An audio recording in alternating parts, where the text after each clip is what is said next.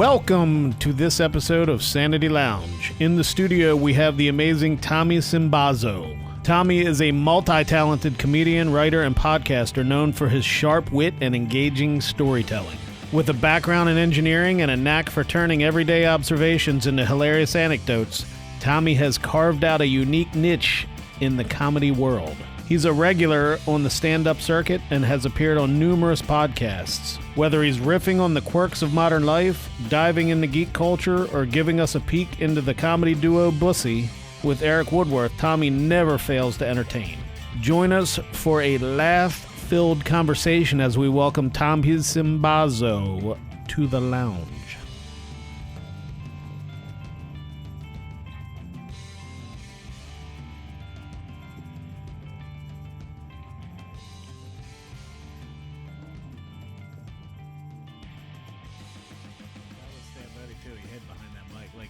The whole time he was just going like this. And he had that big hat on. Yeah, it's so funny. He left. We did a show in Winchester, Virginia 2 weeks ago. And we all rode up together and we stopped at Sheetz on the way home. Sheetz Bistro. And then a week later, Eric got in his truck after not being in it for a week, and it said his truck reeked. Joe had left a sub. Oh God! In the backseat, it was like the meat was liquid at that point. From Sheetz. But real quick on that topic, So we've been watching The Secrets of Skinwalker Ranch. Do you know anything about? I know minimal about I've heard Skinwalker about Ranch. that. I know the aliens. Yeah. Isn't that where they call them like the Greys? Well, they haven't shown any aliens, but Right. they believe, and all the experiments they're doing, that there may be a wormhole or a portal on this fucking mesa. But they did have a part where there are petroglyphs that represent a snake, and the Utes, the Indians around there, Right. said that the snake represents, it's a guardian for a portal. And so what they did, they got a traditional Indian drumming group to come up and put them near the portal, and they monitored with infrared, like thermal cameras and stuff, and let them play. And you could see on the mesa as they're playing, this one spot gets real hot. Wow. And when they stop, you see the heat dissipate. Really? And so they started up again, and they're all looking for they call them UAPs. Right, it's a new UFO. Yeah, right? so you don't sound like a crackpot. Right. So- Unidentified aerial projectile. But they did see in the thermal Is that cameras. what it means? I think so. Unknown aerial phenomena. Phenomenon. Yeah.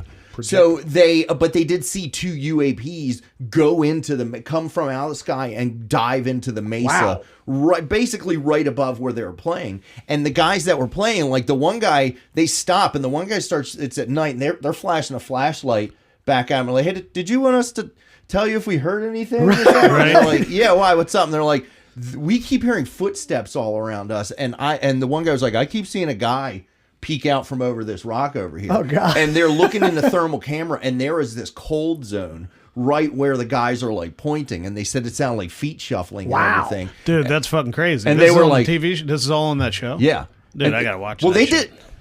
did I believe in that shit. That episode, they also tested frequencies. Just blare out a frequency, a tone, and like they hit like 270 tone, like one, and you when they stopped, you heard it like come back across. Right. And the guy was like, hey, have that. Get that at like 135 or something. And they hit 135, and it was like, bah, and it came back, bah, and the guy was like, oh shit, you can feel it in your feet. Yeah, listen. That's crazy. Just the resonance frequency of the mesa. Well, the impetus for the show is our love of Baltimore and the love of rhythm, and I truly believe if you pay attention to rhythm, like the algorithm rules us all right now. If you pay attention to rhythm, your comedy rhythm, everything boils down to it. And it seems so like blasé, but I'm serious. I saved my life by paying attention to the fucking rhythms, and it's right there. And everyone knew it since the dawn of time. Yep. Welcome to Sanity Lounge. Yeah. That was a great segue. Yeah. Doing a podcast. Just for the record, today we have That an story was incredible, fantastic. It was a great story. But We're we have an opening incredible Baltimore comedian, Tommy Sinbazo. Actually, he's not just a comedian. Hi, guys. He's a He's a man fellow of many nerd. talents. I call myself a maker. Yeah. Or a tinker. I like the word tinker. I like tinker. Tinker's I'm a not- tinkerer. I would say you and Woe Davis tinker similarly, but in different realms. We make the same shit. Yeah. Right. Now, Tommy, it's were a you blast. born a tinkerer or were you born a comedian? Yes, I have autism. I dig that. No. Growing up, I was always called a gifted and talented. I was in gifted and talented. Love that. But Me that's too. because they didn't have the word autistic or spectrum in Sure, the 80s. sure. They were just like, hey, I don't know what's wrong with all these kids. Let's just throw math at them. That's right. And yeah, but so I've always my parents, my mom and dad both say they regretted the day that they gave me a screwdriver and showed me how it worked because I took everything apart. Wow. Very rarely ever put it back together. But that sort of sparked my interest into making things. And I don't know if you're the same way, but usually it'll be where I'll have an idea about something and I'll think about it here, think about it there until it's all I can think about. Right. And then you have to make it so Yep. that you can live your life Now, without this idea My banging wife around would in your head. 100% agree with that Yeah. because I get obsessed. Oh, yeah. Obsessed. Well, let me ask you this. Like, you two cats are, I mean, you know, I am absolutely a dunce when it comes to mechanics. You say no way. Came and helped hang some wood on the ceiling. Though. Listen, Yeah, it see, was a you got fucking. one. I You got said you lucky, were a baby. construction I got expert. lucky, baby. You know, Chris, he's a Nazi. He's Right. like, dumbass, hold it. You know, I was like, what the fuck you want me to Classic Nazi. do? Yeah. Anyway, wait. So You're not mechanical, dude. I'm not mechanical, and in fourth grade, they used to everybody in science had to do that motor thing, or like you had to build a little motor. Did you guys love that class? Were you in East Middle? I was. Yeah, I did. I was at West Middle. We like dissected frogs and shit in Yeah. science. I I don't see. remember Well, building shit. We had a motor. A science and engineering class that like it was like they give us a challenge and then a bunch of junk and it was like, oh, just give me an A now, man. Right. Because you're like MacGyver. Well, I yeah, guess, with because the they junk. were like the one of the challenges. They were like, okay, you can use whatever you want. We're going to make a mechanical hand, and at the end of the week, we're going to see who can pick up a Dixie cup with the most nickels in it. And kids are building like little pneumatic tubes and everything. I took one of these arms, these desk arms, Yep. and a tub that everything got mounted on, a pencil sharpener, so I had a crank, and then a bike. You know, bike like the bike handbrakes. Yeah. That was the hand, the grabber. And I could just, it was like a crane. I could crank it into position and do it. That's and it got to incredible. the point they were like, okay, let's see how many of these Dixie cups full of nickels we're going to put on the cinder block you're lifting. Dude, I didn't do shit like that. Yeah, well, he's like MacGyver. Do he you already do told you do like LED shit and I get into and I LEDs guess you and do stuff. engineering with the props. I haven't gotten into that shit. So I do like with the xenomorph, like that's just the front end of it behind me. I have the whole thing. It's 39 inches long. So with the neck portion of it, if you were wearing it, your head would be in the neck and your head would be in the neck and then the whole dome would be on top of you. Yeah. So you got to to make the mouth open and the tongue shoot out and retract. You have to have things attached to your jaw that go up in there. So I'm like, I guess I'll figure it out. Usually I figure everything out. You do. But to your credit, you do. I have to figure that one out, which, I mean, I guess they did it in the movie. Although, no, the dude that played the alien was like 7 feet tall. Yeah, there's always Yeah. that. He was Tommy, like a when giant you were fucking- building all this stuff as a kid, were you like if you could, you work for BG&E? Is that correct? I start in 3 weeks at BG. Have you always been electrically inclined? Like- Yeah, and I thought I learned it from my dad, but my dad was helping me work on my car. I was putting like an undercar light kit and everything, and so I started wiring everything up. And he was like, "Where did you learn how to do this?" And I was like, "I thought I learned it from you." then I don't know. Yeah, because It came to me. electricity, Yeah. you know, I don't. Hey, but as a kid, Terrifies you'd I'd find stereos and just in the junk and just bring them home and like swap out for a new transformer Right, and see, that shit- and get electrocuted a lot, and, Right. and blow all the fuses in the house a lot. And then you learn how not to electrocute yourself. Right. Yeah. I was always so terrified of electricity unless we were liquored up, and then it didn't. I just would shock me, and that's it. Now, are you like a sculpt using clay? So I haven't gotten into digital sculpting yet. I'm more of a digital sculptor. Really, Yeah. I haven't tried that yet. Talk to me. But I feel Pretend that I'm the audience. Digital sculpting. What the fuck are you talking about? Like software. Yeah, you're So, using like. You're sculpting in a 3-dimensional virtual space. Yeah, okay. and I've seen it. Like when we were at Deep Creek, Greg, the dude that did the logo, was showing me a program, and it just started with a sphere, and he just started. He had a pen on his iPad and just started fucking sculpting it. But it's easy because you could just start. You could sculpt on one side and just copy it on the other. Just mirror it the other way. It's like perfectly smoothing the cheeks so they're symmetrical and even. Yeah, I wouldn't have the patience to do what you do. No, like Poe, I sculpted. I gave him the whole rundown. I mean, if like my wife doesn't stop me and say, okay, that looks fucking amazing, I would still be sculpting it, and that was 2018. Like I'd still be like, all right, it's not fucking right. Yeah. Well, I think every artist is their own worst critic. It's like it's very I rarely. have a hard time finishing a project. Right, very That's rarely. my problem.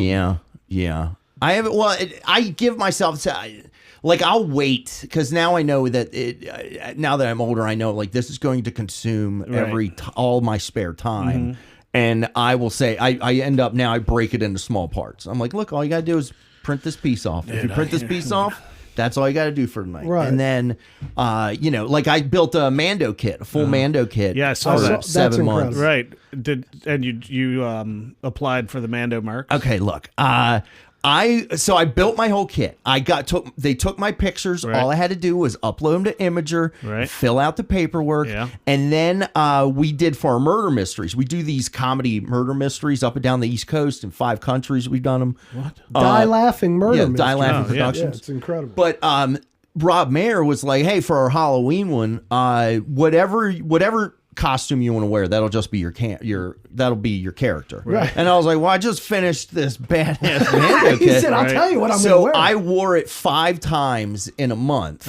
And let me tell you, no one in the audience gave a fuck about it. Right. No one sucked my dick about it. Matter of fact, there was one point, one of the running gags is my buddy Eric Woodworth. Right. I'm wearing this thing that took me 7 months to build. Right. It lights up. I rewired the helmet so that it speaks out of a speaker. And Eric keeps coming out in these shitty Party City costumes that are like an amalgam. And that's what everybody where it's fucking like likes. it's a Michael Myers mask and he's wearing a Thriller jacket. It's Michael Myers Jackson, right?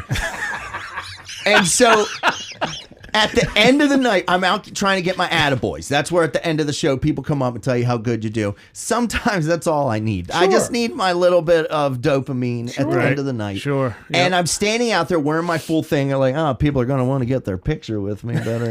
Better get right. Not everybody fucking passing by. No one gives a shit. Nobody Eric's appreciates. standing next to me in his Party City thing with like a $2 sequin glove, right?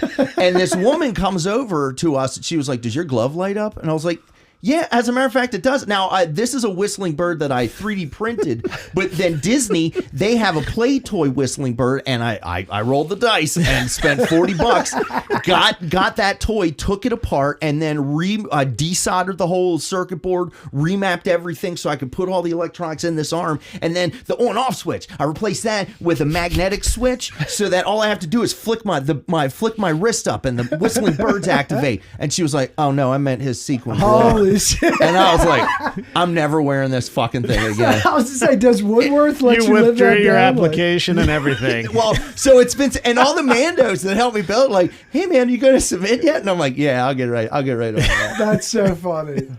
But we do have this weekend. One of the Mandos is engaged, which I used to LARP, like doing live action role play. At least then when, you're building suits out of real metal and everything. Right. And then you have to make sure you can move in it. You have to make sure you can fight in it. Sure. Because it was more like football without a ball. Right. You're just wrecking shop. Yep. And I remember the first time I went to one of the Mando things, I had my pattern for my, and I was holding it up. I was like, does this look good? And they're like, that looks like a great size for you. And I'm like, but I can't cross over the punch or anything. And they're like, well, you're never going to have to do that. And I was like, oh, I forgot. So it's you're not going to really go into battle. It's the same nerd dynamics, but they don't have the outlet of physical assault, basically. Oh, the Mando Mercs? Yeah, the Mando, Mando, yeah. No, you just go get pictures with them. And it's based. It's a stand around look cool club. It's a car club. I saw them at I went down the Awesome Con and they were there. Right. So, but one of the guys, and all they talk about is Star Wars. Every conversation, I'm like, there is other shit to talk about, man. Hey, man, did you see Atlas on Netflix this weekend? Did you see the new trailer for Acolyte? Like, let's talk about something else. But one of the guys, this will come out after this has happened, but one of the guys, Scarif, he met his girlfriend through the Mando Mercs, right? And he's going to propose to her this weekend. Wow. And so he's getting a bunch of Mandos together. We're going to Downs Beach or Downs Park, and it's supposed to be a photo shoot, but he's going to then surprise her with. And he did a video where he laid out all of his action figures, and he was like, "All right, so you guys will be standing." That's like so this. funny. And then, so is she down with that kind of vibe? Like, would she be like, "Oh, that's so"? Yeah, they met in the met Mercs. Through it. Yeah, Oh, okay, she's great. a Mando Merc. Yeah, Okay. she's. I think I missed that she was. Dude, it's talking about Star Wars figures. I have all Chris's the original like Kenner figures. Oh man, his sister gave them to me. Like the legit original. Yeah, dude, it came in the fucking Darth Vader case, and it was filled with figures, and I had them for like 3 months, and then remembered there was a little like weapons case on the side, and opened it, and every weapon for every figure was in there. Good job, Chris. Good job, Chris. Right there. Keeping that shit organized for 40 years. Definitely. They So were I've all heard. there. Did you come up with a name for your Mando? Yeah. So I'm Tommy Sinbazo, so I was just going to be Boz Sinzo. No, dude, I like it. Sinzo. That sounds right. You gotta come up with, like, even the 501st, you have to come up with, 501st are all like TKs and a number. That's the other thing. The Mando Mercs don't like the 501st. No. Oh shit, there's beef. Yeah, because the 501st, the they're just more are like the villains. Yeah, more like hanging around, drinking and everything. Yeah. You can't drink or anything while you're at these Mando events. Right. That's so awesome. But you got, they're there's all like the street TK vibes. But yeah, the Mando Mercs, you got to come up with your Mando name. Yeah. Dice. I like that. Well, so they're great people. I mean, I am a garbage person, and when I see the Mandos, they're like, "Oh, we're going to this children's hospital this weekend," and I'm like, right. Okay. What if you catch what that kid had? So, Tommy, back to your Spectrum childhood. Yeah. Were you into comedy as a kid, or was it always MacGyver that was type probably stuff? one of my, after dinosaurs, which is an entry-level autism trait. Okay, but then my next thing was comedy. Okay. Like in first grade, they said, "What do you want to be when you grow up?" And I couldn't spell paleontologist, but I could spell stand-up comic. Is that right? And in first grade? so that's the first thing I wrote. And then as a kid, I was like, I remember there was one time when like a girl didn't like me, and I was like, well, I guess I'll just give up comedy until she likes me. That's a great bit of comedy. Yeah, but and then I would just watch. I think in a lot of ways, because as far as on the spectrum goes, I know I'm a lot more social and more of a people person, Yeah, and right. I think I owe a lot of that to just binge watching stand-up comedy and watching comics tell stories and do their bits. That's how I ended up relating my life experiences to other people. Is okay if you do it through this. Then I mean, still, I was thinking about this the other day that growing up, there was a lot of times where I would say something and people would laugh, and I'd have to be like, "Why was that funny?" Right. And it was just learning how to read people's reactions and everything, and comedy wise. And then later on, mushrooms fixed the rest of it. Yeah. We're gonna get to mushrooms. I don't know. Comedy seems like a very hard occupation to me. You got to be pretty strong-willed, I guess, and just really not give a fuck.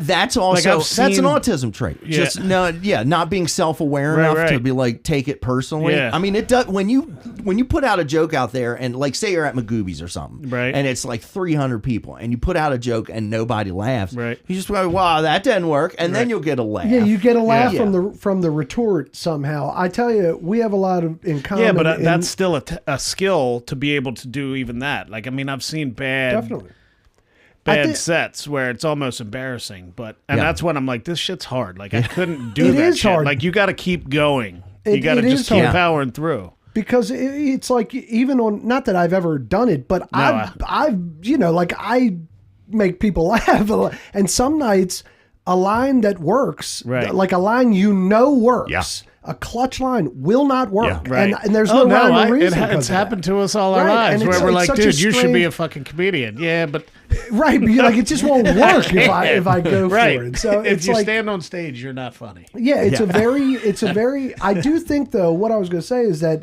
like when I was younger, I was fat. I did not do sports. I did movies. And film and comedy are how I mean, by the time I hit 9th grade, there wasn't a room I couldn't walk into where I was like, okay, I got to make that son of a bitch laugh, and then he'll die for me tonight if anybody else fucks with me. And I'd go over and make him laugh. And you learn these little details. And I do think it is the best way to breed true longevity in comedy. Not that I know a fucking thing about comedy. But I watch things. No, I've often said that doing comedy will make you more you.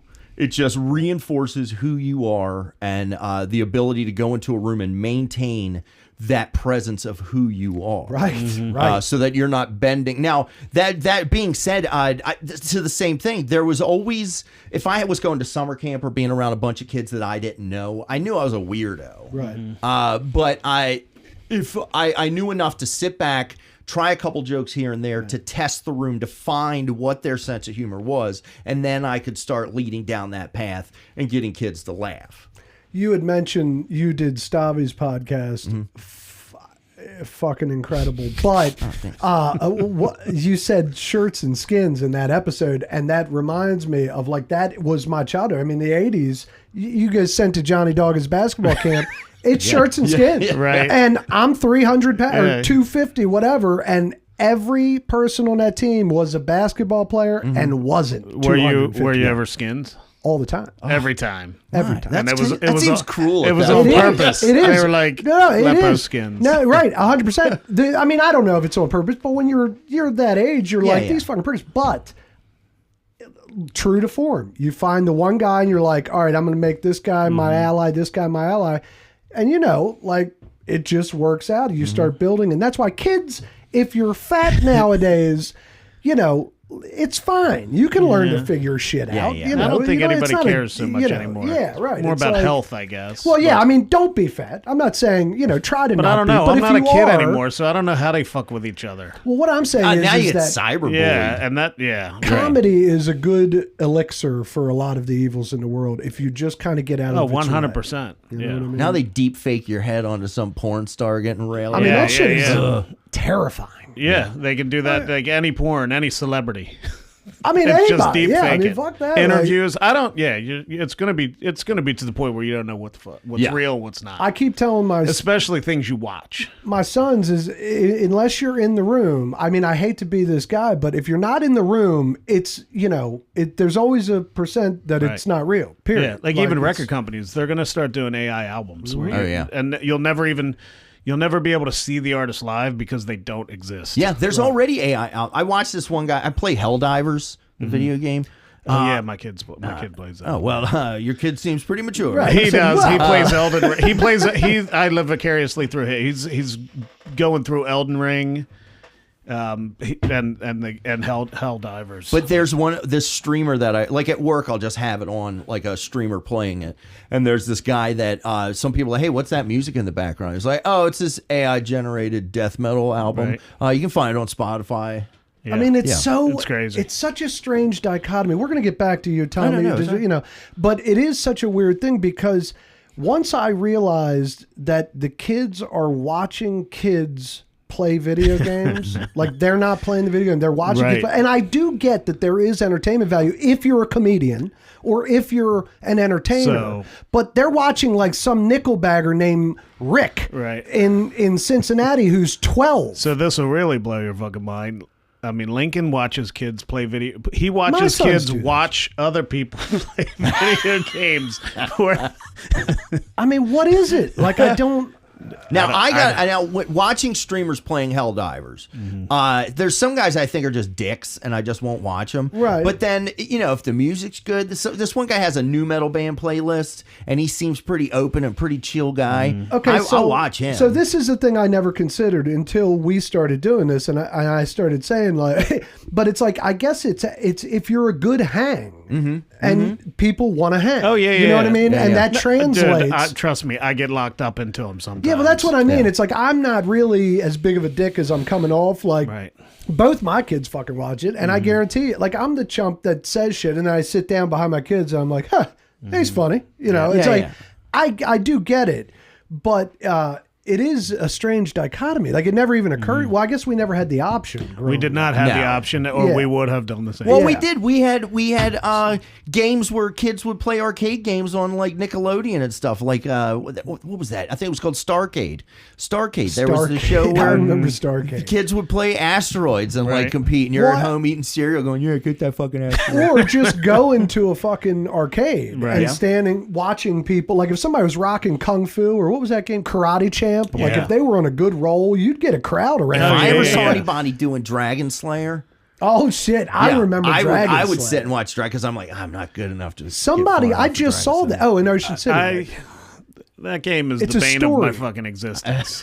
Yeah, because I don't know if I've ever crossed the bridge in the beginning. No, I've watched to this day I've never known how I died. I watched a 20-minute video and it was just the animation of getting through the whole thing, and now I feel complete. Well, let me ask you, good. Isn't that it? Like I could never do anything, right? You're just reading the story and watching this great animation, but I could never figure anything out. You're just like the rest of us. Okay, no, so we that's just the didn't point. know how to play the game. I never could fucking There was do definitely videos. a mission to the game, and we failed every time. I just want to see what the ending is. I've never seen that. That's pretty good. The thought has never even crossed my mind to watch a video of Dragon Slayer be completed at this point. It's good anime. Who's that animator that did it? It was early. I mean, it was early 80s, right? 80s. Oh, yeah. Yeah, I mean, that was early. Like, that was the know best the animator. looking video game of all time. Don Bluth. It's Don Bluth did the animation. Really? For it. Yeah. Who did All Dogs Go to Heaven, Yeah, Final. That makes sense. Yeah. Yeah, because the animation looks fucking That, incredible he had at the Space time. Ace was the other one. Wow. Which is basically the same thing. You're trying to rescue a space princess in that. Right, It was a sci-fi version of it. So you were into comedy as a kid. You were into, Well, I was the MC. My parents had me in tap, ballet, and jazz. Are you shitting me? Tap, ballet, and jazz. When I was like 6 in the first grade. Okay. I remember I was also the MC of our kindergarten graduation. I was in baby beauty pageants. God damn! So you were. I was just on stage all the time. Right, you were and bopping. then when I got around elementary school. Remember the California Raisins? Oh yeah. So California Raisins come out that year. My mom and our neighbors, she took egg crate foam and covered it in brown fabric and basically made a shell that goes over. You put your face in, and then tights, leotard, glove, and they became raisins for this Halloween party. And it was such a hit that then all my neighbors did it, right? And they entered contests as the Baltimore Raisins. Wow. Now this did require them to raisin up their face. Right. And I do Different remember time. being in elementary school after they went to some competition, and in the middle of the day you heard the announcer like, students, may I have your attention? We have special guests. We have the Baltimore Raisins. And they start playing doom, doom, doom, doom. And here comes my mom and 2 neighbors doing like the raisin Holy dance shit. through my school into my classroom and like, hey, there's my son. And I'm like, oh God. He said, So, and then we started performing as the Baltimore. So I was a child minstrel. wow. You were in a traveling Is there minstrel footage show. of For this? fuck's sake. Thank God. I hope not. Or it's buried somewhere. there were It's a VHS camcorders tape. around. Right. Yeah, there's some VHS tapes Wow. somewhere. But we would win tickets to see like the circus, to go to Wild World and stuff like The that. whole family? Yeah, the whole family. Wow. We would perform as the Baltimore Raisins. And how long did that run? That was maybe 2 years or something. amazing. That's incredible. Yeah. that's So like your family. So is mom artsy, or was that just a one-off? Now, see, my mom is very artsy and my dad is very mechanically inclined. Ah, that's it. So, a matter of fact, there was one year, 95. My mom wanted my dad to build her a waving snowman for the front yard for our Christmas decorations. And my mom painted it, laid it all out and painted it. My dad cut it out, then took apart a jigsaw and then rigged it so that the jigsaw motor, the motion like this, would get the arm to move. Nice. And this thing was like 8 feet tall on a street sign, and we put it in the front yard. And then that year we had a blizzard, and the ground didn't thaw till March. Wow. And we could not get this snowman out of our front yard until March. It became how we would tell people which house was ours. Like, you go down the street until you see the 8 foot tall waving snowman holding a 4-leaf clover for St. Patrick's Day. That's awesome. That's amazing. Yeah. Yeah, that's awesome. So now, so the traveling minstrel show, if you will, that's early years. That's still Never heard it put that way. That's Okay. still, that's still elementary school, Yeah, era, yeah. right? Yeah. So after that, do you continue like a theatrical bug, or is it Middle just school did talent shows and stuff With where comedy? we write our own comedy sketches. Okay, and then nice. the first year we did a comedy sketch where I built props for it, where we were breaking wood over each other's heads and stuff. Right. Who's and we? Is me and these 2 other kids. I got you. It wasn't Eric though. No. Okay. I met Eric. I was in my 30s when I met Okay, Eric. I got you. I got you. But then, in my 7th grade year or 8th grade, no, it was 8th grade. 7th grade did the talent show. 8th grade year was I tried stand up for the first time, where I had some impressions of some teachers and stuff, and some jokes that I wrote my first set. Right. But in this middle school talent show, they're right before I'm about to go on, they come out and I'm like, okay, all right, I'm getting ready. And then they're like, oh, hey, we have a special act from the high school that's going to perform right before you. They just came in. I'm like, okay. And it was this stomp team, like this. Oh no. With doing, and they go out and they're doing backflips and everything. rhythm. They fucking crush. Right. And then they're like, the students still like, woo, woo. And then Like they're like, standing oh, ovation. all right, everyone, calm down. Now we have some comedy. And I ate a big fucking Wow. dick my first time. That's on those What a bunch of Yeah. dicks. That's But yeah, I mean, that step crew, where are they now? Huh? Right, They're that's not right. still Right. stepping. They're not rocking McGoobies. Yeah, when you I get know? my gas pumped, I'm like, Right. hey, didn't you show me up? That's hilarious. But and then high school we did like short films after school because I went to Southwestern, which What was year did you graduate? 96. Nice. Southwest, where's that? That is in Southwest Baltimore City. Right, It okay. is a magnet school where if you did, because I tried to get into School of the Arts, Southwestern. didn't get in School of the Arts, and I put all my eggs in that basket. I had had an acting audition and my art portfolio. Right. Neither of them got me in, and then so I had to go to Southwestern, Right. which is Frederick Road and Fort Avenue, just before you get to Gwynns Falls Park.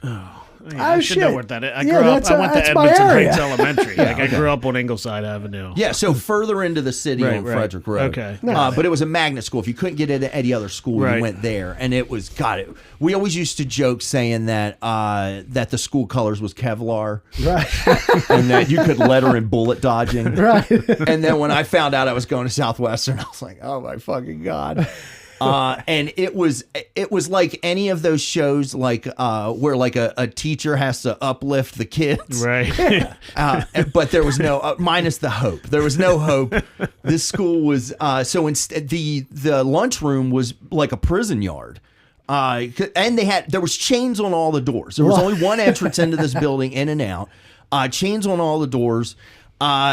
after my first fight in the lunchroom, I stopped going to lunch. Right. I then started hanging out in the art room where my art teacher had his lunch period was the same period as our lunch period. So I could just go in there, and if I knocked out all his required art things, then I could work on whatever I want. I could work on stop motion animation. We could do life masks, work on mosaics, and he'd be like, "What do you want to work on?" And then me and a couple buddies were like, we want to make a movie." And he was like, "Okay." So Mortal Kombat had just come out, so I made some like a chain effect where you could throw a fishing twine through a cable with like a Velcro on a ball, and you just put a Velcro pad and like throw it through, and so we were doing. That's amazing. I make stationary objects, just for the record. Yeah, I want to make. We got to get together and make some shit. Okay. Yeah, well, that's why I told him Let's you're make a a different mech. kind of cat. Make a mech. So we did that in. The teacher had all the footage. And he might be dead now. I don't know, but I've never seen. He could have been a pedophile. This could have all been a thing. Oh God! Right. You said, Why "Wait was there a second." casting couch? That's awesome. But then, yeah, after high school, no, I in college I did a couple plays, audition for plays Right. and musicals and stuff, and then right around. Gotta guess that, yeah, man. I haven't now that I'm putting everything to a timeline. There isn't a lot of years where I haven't been doing some sort of stage thing. Yeah, It's it doesn't all sound let like it. up. Did you get any auditions? Did you do any? Oh, I did. Yeah, I did a couple like local plays and stuff. Yeah. And then after that, when I turned 21, or no, 20. When I was 23, and now I'm always like, okay, I want to do one day. I'm going to perform at the Comedy Factory here in Baltimore. Oh, it's going to be great.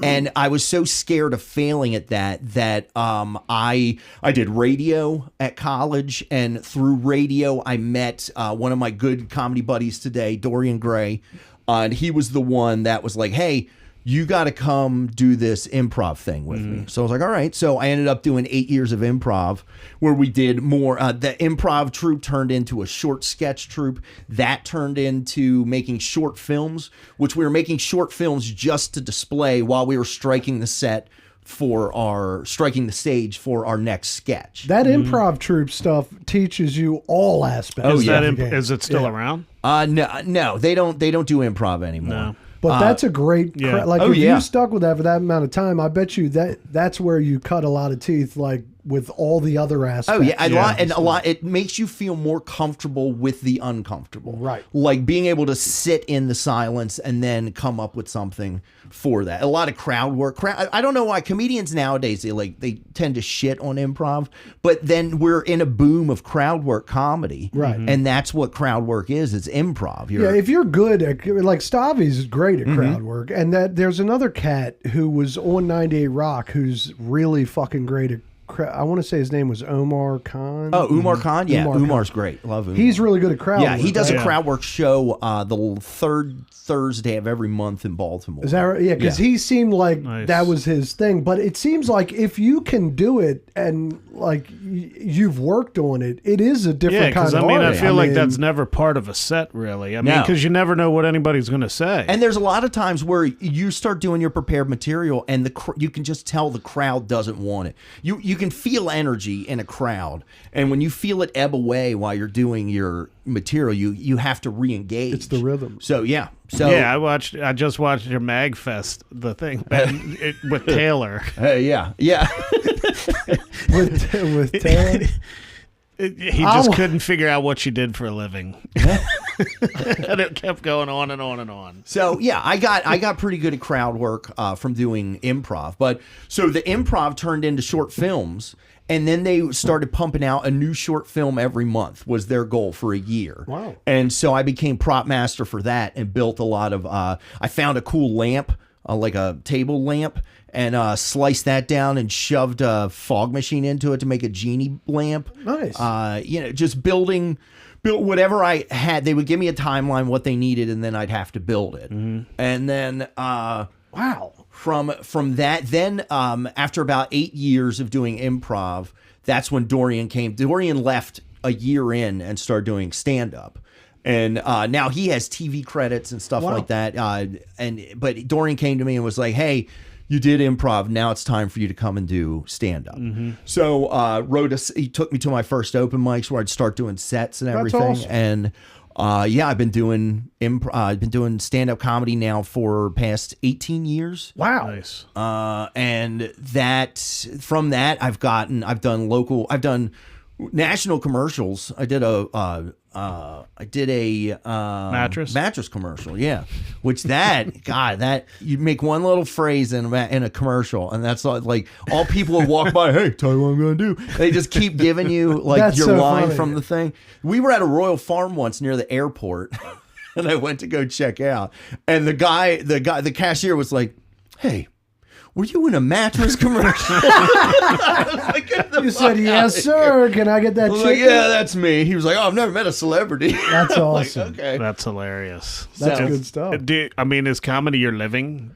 No. I have type 2 diabetes, so I need health insurance. Okay. And my thing was, I started stand up when I was 30. And I think one of the keys to being a successful stand-up, to that thing where you move to New York, you get recognized. You're like Stavros selling out. Stavros had started doing comedy for like 4 years and then disappeared for another 4. And what happened was he was living with a girl, had a good job. I think he was a paralegal and everything. And that girlfriend broke up with him, and he lost his job, and he just dedicated everything to comedy. Right. I've never, knock on wood, I do believe I have talent in comedy. I just don't have that hunger that you need to and I asked my fiance, I was like, hey, let's move to New York. Let's give it a go. And she was like, I'm not moving to New York. And I was like, well, okay. Well, there goes my dreams. So no, comedy isn't my only thing. I make just enough that it screws me in taxes every year. Yeah, sure. And then now with this BGE job, I may even be able to hang. I can't stop doing comedy.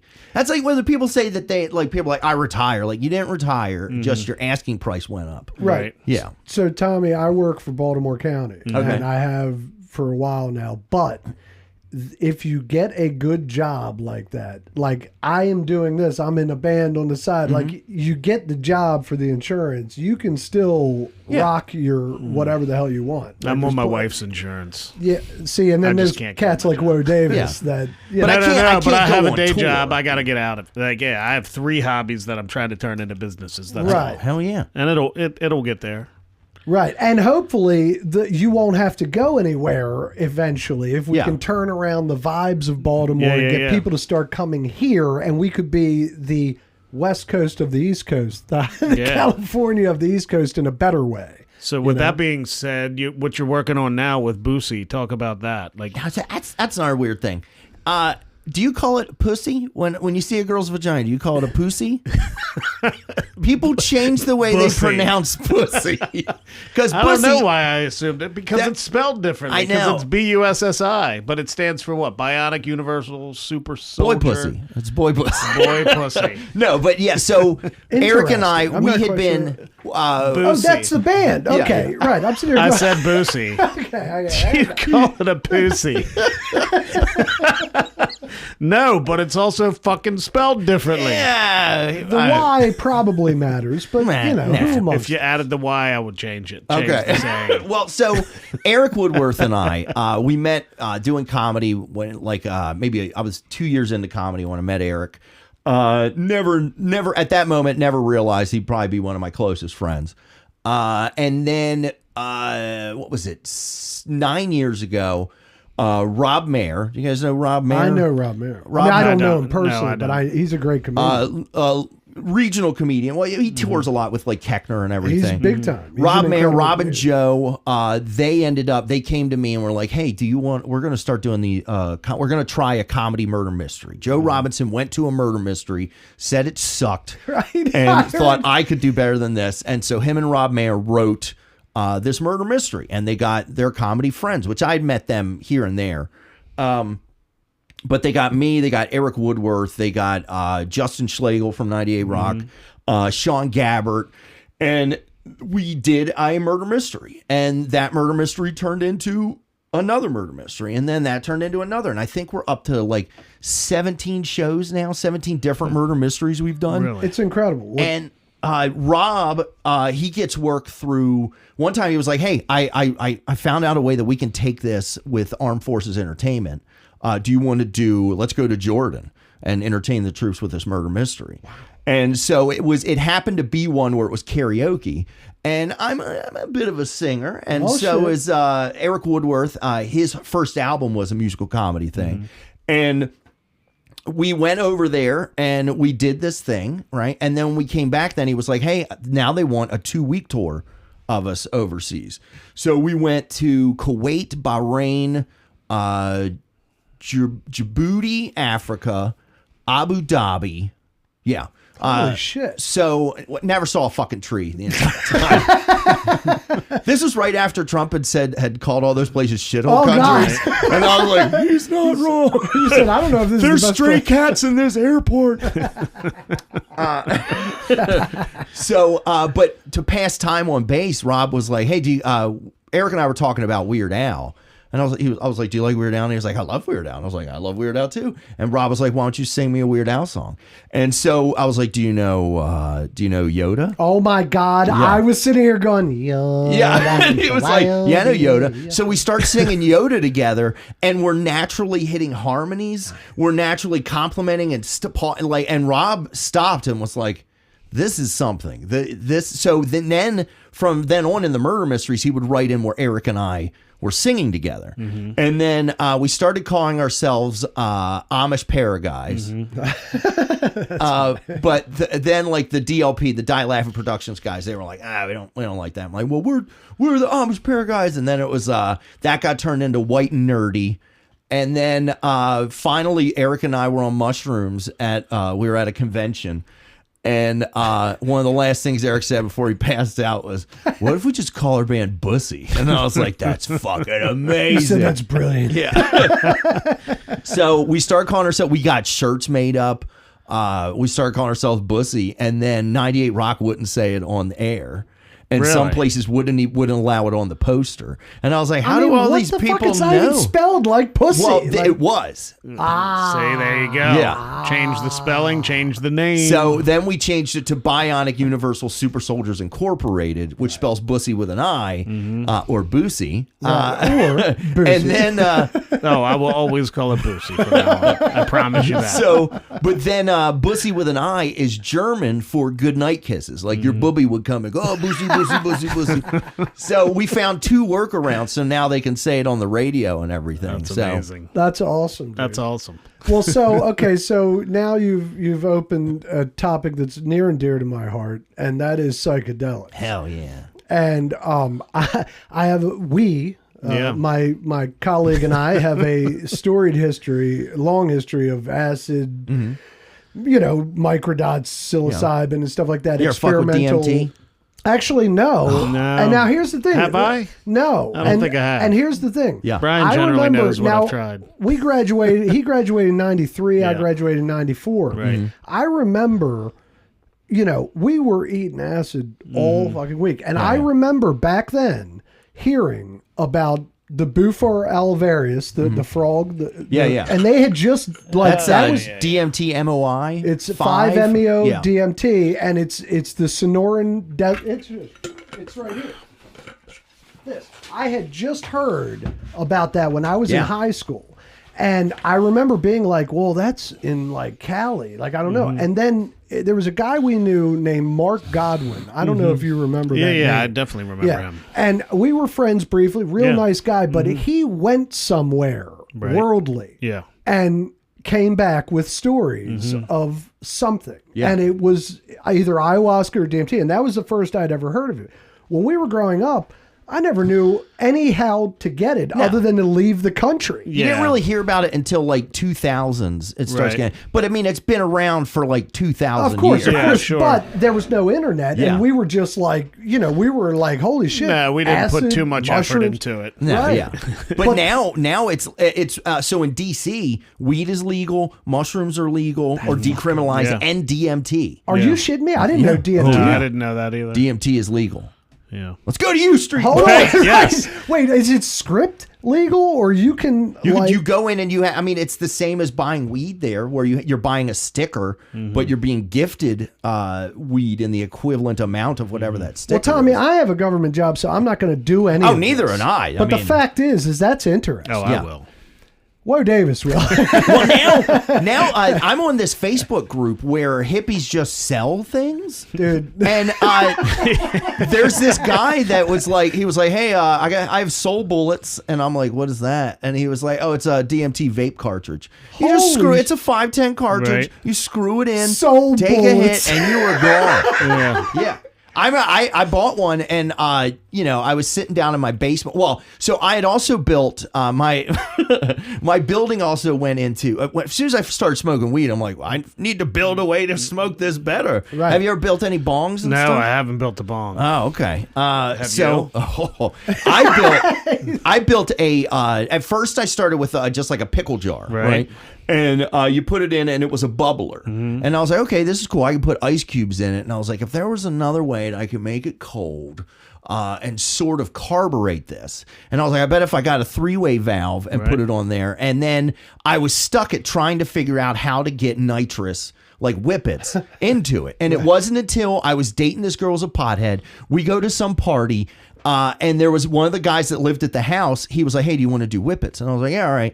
And he comes upstairs with this hand cracker. And it's like, it's Yes. used for biking. Yeah, It's like, right. yeah. And I was like, what is this? And he was like, oh, this is, it's a nitrous hand cracker. Yeah, and we I used was to. like, this is exactly what I need to build a nitrous carb bong. And he was like, then please take it. Right. And so I I will get built another one. I built a nitrous carbed bubbler. Wow. Where I got one of those big like what do you call that? It's not where they would take mango and puree it, right? And it was like blender. a juice bottle. Juicer. And basically what you do is you bubble it and then you cap it at the top and then carburate it with nitrous oxide, and my it pushes the smoke into you, which one acts like a scuba tank because it pressurizes the weed into you, so you get a total hit absorption. And then your next hit is nitrous, and That's so then incredible. when you go to light it and do it again, now you're getting, as it's filling up, you're getting that hit of nitrous, Right. and then you cap it and you do it, and you can get about 3 hits out of that Cartridge. cracker, out of that cartridge, and by that third hit, you're ready to start folding your dishes. Right, Like right. it is, you are so far That's gone. incredible, dude. And, That you is get, and it incredible. makes the Do you wah-wahs. still have that You're the device? goddamn- Yeah.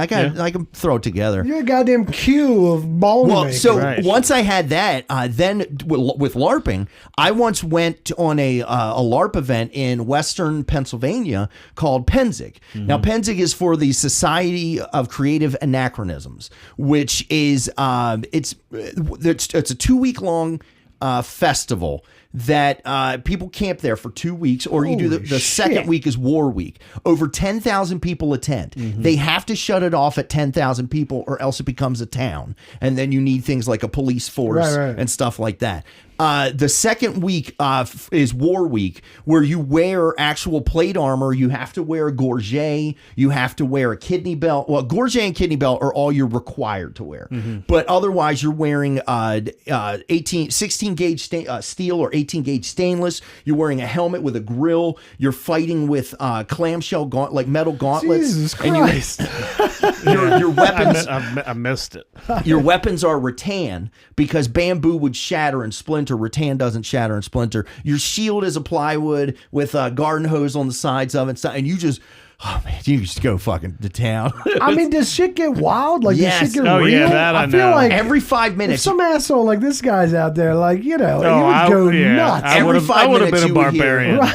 You would hear like hold, and everybody would have to stop, and you'd hear take a knee, and 8,000 people drop down on a knee, and they're like pop your cans. People taking their helmets off because someone is under a pile with a broken leg, and they got to like drag them out, and then you get to put it back. They gave me my rattan stick. They were like, to make it stabbing legal, right? They were like, take a half-inch piece of closed cell foam, put it on the end of it, a piece of leather on top, and tape it. And I was like, and then I can stab people. They're like, any legal location you can stab, right? So Wait a minute. What? Any legal location? so all they say, legal location, But- illegal locations are From 2 inches above the wrist down, you can't hit there. So you can't hit the hands. Yeah, same with the knees. Right. 2 inches above, 2 inches below the knee. Can't kneecap people. Yeah, so you can't just crack somebody. You can't end their life. So that's it. Head's good. Head, and remember, I say you can wear a gorget. Throat is a legal area. Jesus Christ. So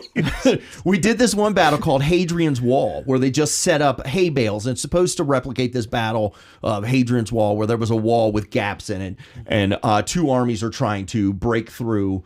And it's a res battle, so you had to run like maybe 100 yards back to touch someone who say, okay, you're alive again. They can join the battle again. And our group, Rome, we had Roman field techniques and everything. And let me tell you, that shit fucking works. Roman field maneuvers would work. Like the whole walking and with walking, the shields. Africanus maneuver, where half your front line then banks around a flank and pushes through. It's very effective. That's why we had a move that we had practiced. I got a scar from practicing called the car crash. Where the whole thing was we would form in a line 3 wide by however many deep, right? And your whole thing was we were going to hit towards the edge of the wall, like right where the opening was, right where the enemy was at their thinnest. You hit, and when the first guy hits, the second guy's job is to hit behind them and hit to put, in physics terms, you're putting all that mass into an area maybe 6 feet wide, right? And then as soon as you bust through, you were then supposed to immediately turn and run down so you can hit the flank of this other at the other opening, right? So we run through and boom, we bust through, and I cut down and I'm booking it right towards the other thing. And as I get I'm like 5 feet away, you hear hold, and I had to stop. Right now, there's a whole fucking army right here in front of me that's not looking at me. They're looking this way, but I'm like standing right there, and I'm like, oh fuck, they're gonna kill me as soon as this starts up again. One of them just has to go. That sucks, hey, look at that guy. Yeah, and then so I was like, well, I better go out doing something cool. And I was like, hey, I'm gonna stab that guy in the throat. And there was a guy that was wearing a leather gorget. And as soon as they were like, lay on, I took one step and and stabbed him right in the throat. And he goes, and they're like, oh, take a knee. And then people were like, what the fuck, man? I was like, dude, look, because then they're all trying to be mad about something that I did that was totally legal. Right. And they're like, check his sword. And they're like, okay, well, you don't have the right sticker on your helmet, like stuff like, and I'm like, what's happening here? Am I arrested? What's going on? That's amazing. But so we go to this thing, and the town in the middle of it at night. Then you go take a whore bath in your tent, and then it's like a Ren Fair on crack in the middle of this thing. I'll bet. And now this at the road that gets into Cooper's Lake, which is the campground. There's a used store facility at the end of it. So, and people go year after year. They form these groups. You pay dues and everything. Right. A lot of times these dues pay for that storage facility so that over the years you can build up encampments. Right. And people will have, there was the walls of their camps as you're walking past the camps. There are cathedrals. Right. Like it looks like a stone cathedral with stained glass windows and flames all in it. There was one that just had a big pirate ship, and that group was pirates. You had to walk up this plank and down the plank to get in their camp. They had Spartans that it looked like a Spartan encampment. They called us Hollywood Romans because we bought our hinges from Home Depot. Right. But there were Roman reenactors that had A-frame tents all laid out. That's funny. They were like, these guys are fucking bullshit. Well, they hired us. They hired us one year to be mercenaries for them, and they paid us in wooden coins and little containers of salt, which is what you would have been paid. That's I was like, Roman. oh, this is amazing, man. Cool. And 10,000 fucking 10,000 people. That's it gets insane. fucking wild. Yeah, so in that Penzig town, I had brought a couple jars and fitments and everything. And another reason why they call us Hollywood Romans is when you're wearing chainmail, okay, one of the ways to get hurt is if you don't strap down your chainmail, it will keep your body moving when you stop. I've pulled a back muscle wearing chainmail before. So this one of the guys, he was our leader of our group, had a harness that he used to strap down chainmail, right? So at one of our other encampments, I I made it into a pattern, and I made a fancy one. And then it looked like a Hollywood, how like, Marcus Anthony would have like a regal. Yeah. And chain. so that became the thing. Like when you became a member, okay, now we're going to show you how to make a breastplate. And now once you made your breastplate, we're going to show you how to make your harness. And then it became like a status. Like, so I had this harness, and I went into Penzigtown, which is like the thing, and I bought everything else I needed to build a dual chamber bubbler on the back of the harness that had 2 tubes coming down to a van brace that had a port here and a port there, and the back of the hand I could put like the pipe pieces in. Mm-hmm. So I had a bong that was strapped. They started calling me Locutus of Bong. But I could actually, and then I had everything where I could turn it into a nitrous carb system and just fucking get way fucked. I became a fucking rock star at this fucking thing. People are like, oh, come back here after the VIP section. Right, the nitrous bong night. I feel like you could make some cool steampunk shit. I got into steampunk pretty good too. I just did a steampunk convention in Pikesville, like that was back in April. Yep. April 20th, I think. Yep, it was the weekend that we interviewed. Like selling the paint, the foam paints or the flexible paints that I sell. Yeah, he was telling me about those. But paints. It was cool. Like these 2 people had like these tea dispensers strapped to their back, and they would just walk by and be like tea, and they'd like, but they had all the like everything, all the cups and the sugars. It was and like everything. a utility belt. It was like and then they'd Batman's just be like pull the cups out. It had 2 dispensers filled with 2 different teas, and then the cup dispenser in the middle, so they'd reach back and then they'd have tubes and they'd fill it up and they'd pull out syrup and then just hand you a teacup. Steampunk's amazing. It's my favorite. Tommy, it's one of my favorites. Hippie crack is your thing too still? Like no, because the lasting effects of it. My fiance and I, she is like, it became an issue. Yeah. Where I was like, all right, we're not buying this It's anymore. a serious, well, that's the thing is that, like, of drugs abused over time, I always worry about the nitrous a little bit because we did it so much. Nitrous is the one fucking destroys your brain. Yeah. Nitrous and dust off. My wife always gives me shit about that. Remember poppers? And poppers, amyl nitrate. Yeah, there's not much. But dust off and poppers and all that stuff was always kind of like, now. But back then, man, I was rocking that shit. Oh, yeah. And we all know the guy that hit off the tank. And, like, those little one-hitters are clutch because you can't overdo it. Yeah. But if you get, like, fish. Yeah, like, fishing. Yeah, well, it's like if you get a big-ass tank and you just get right off that tank, it'll freeze your brain and drop you. Have you ever fished? Not that I'm aware of. No. I mean, I've gone to see fish. So that same guy that gave me that hand cracker, my buddy and I went over there to go hang out one night.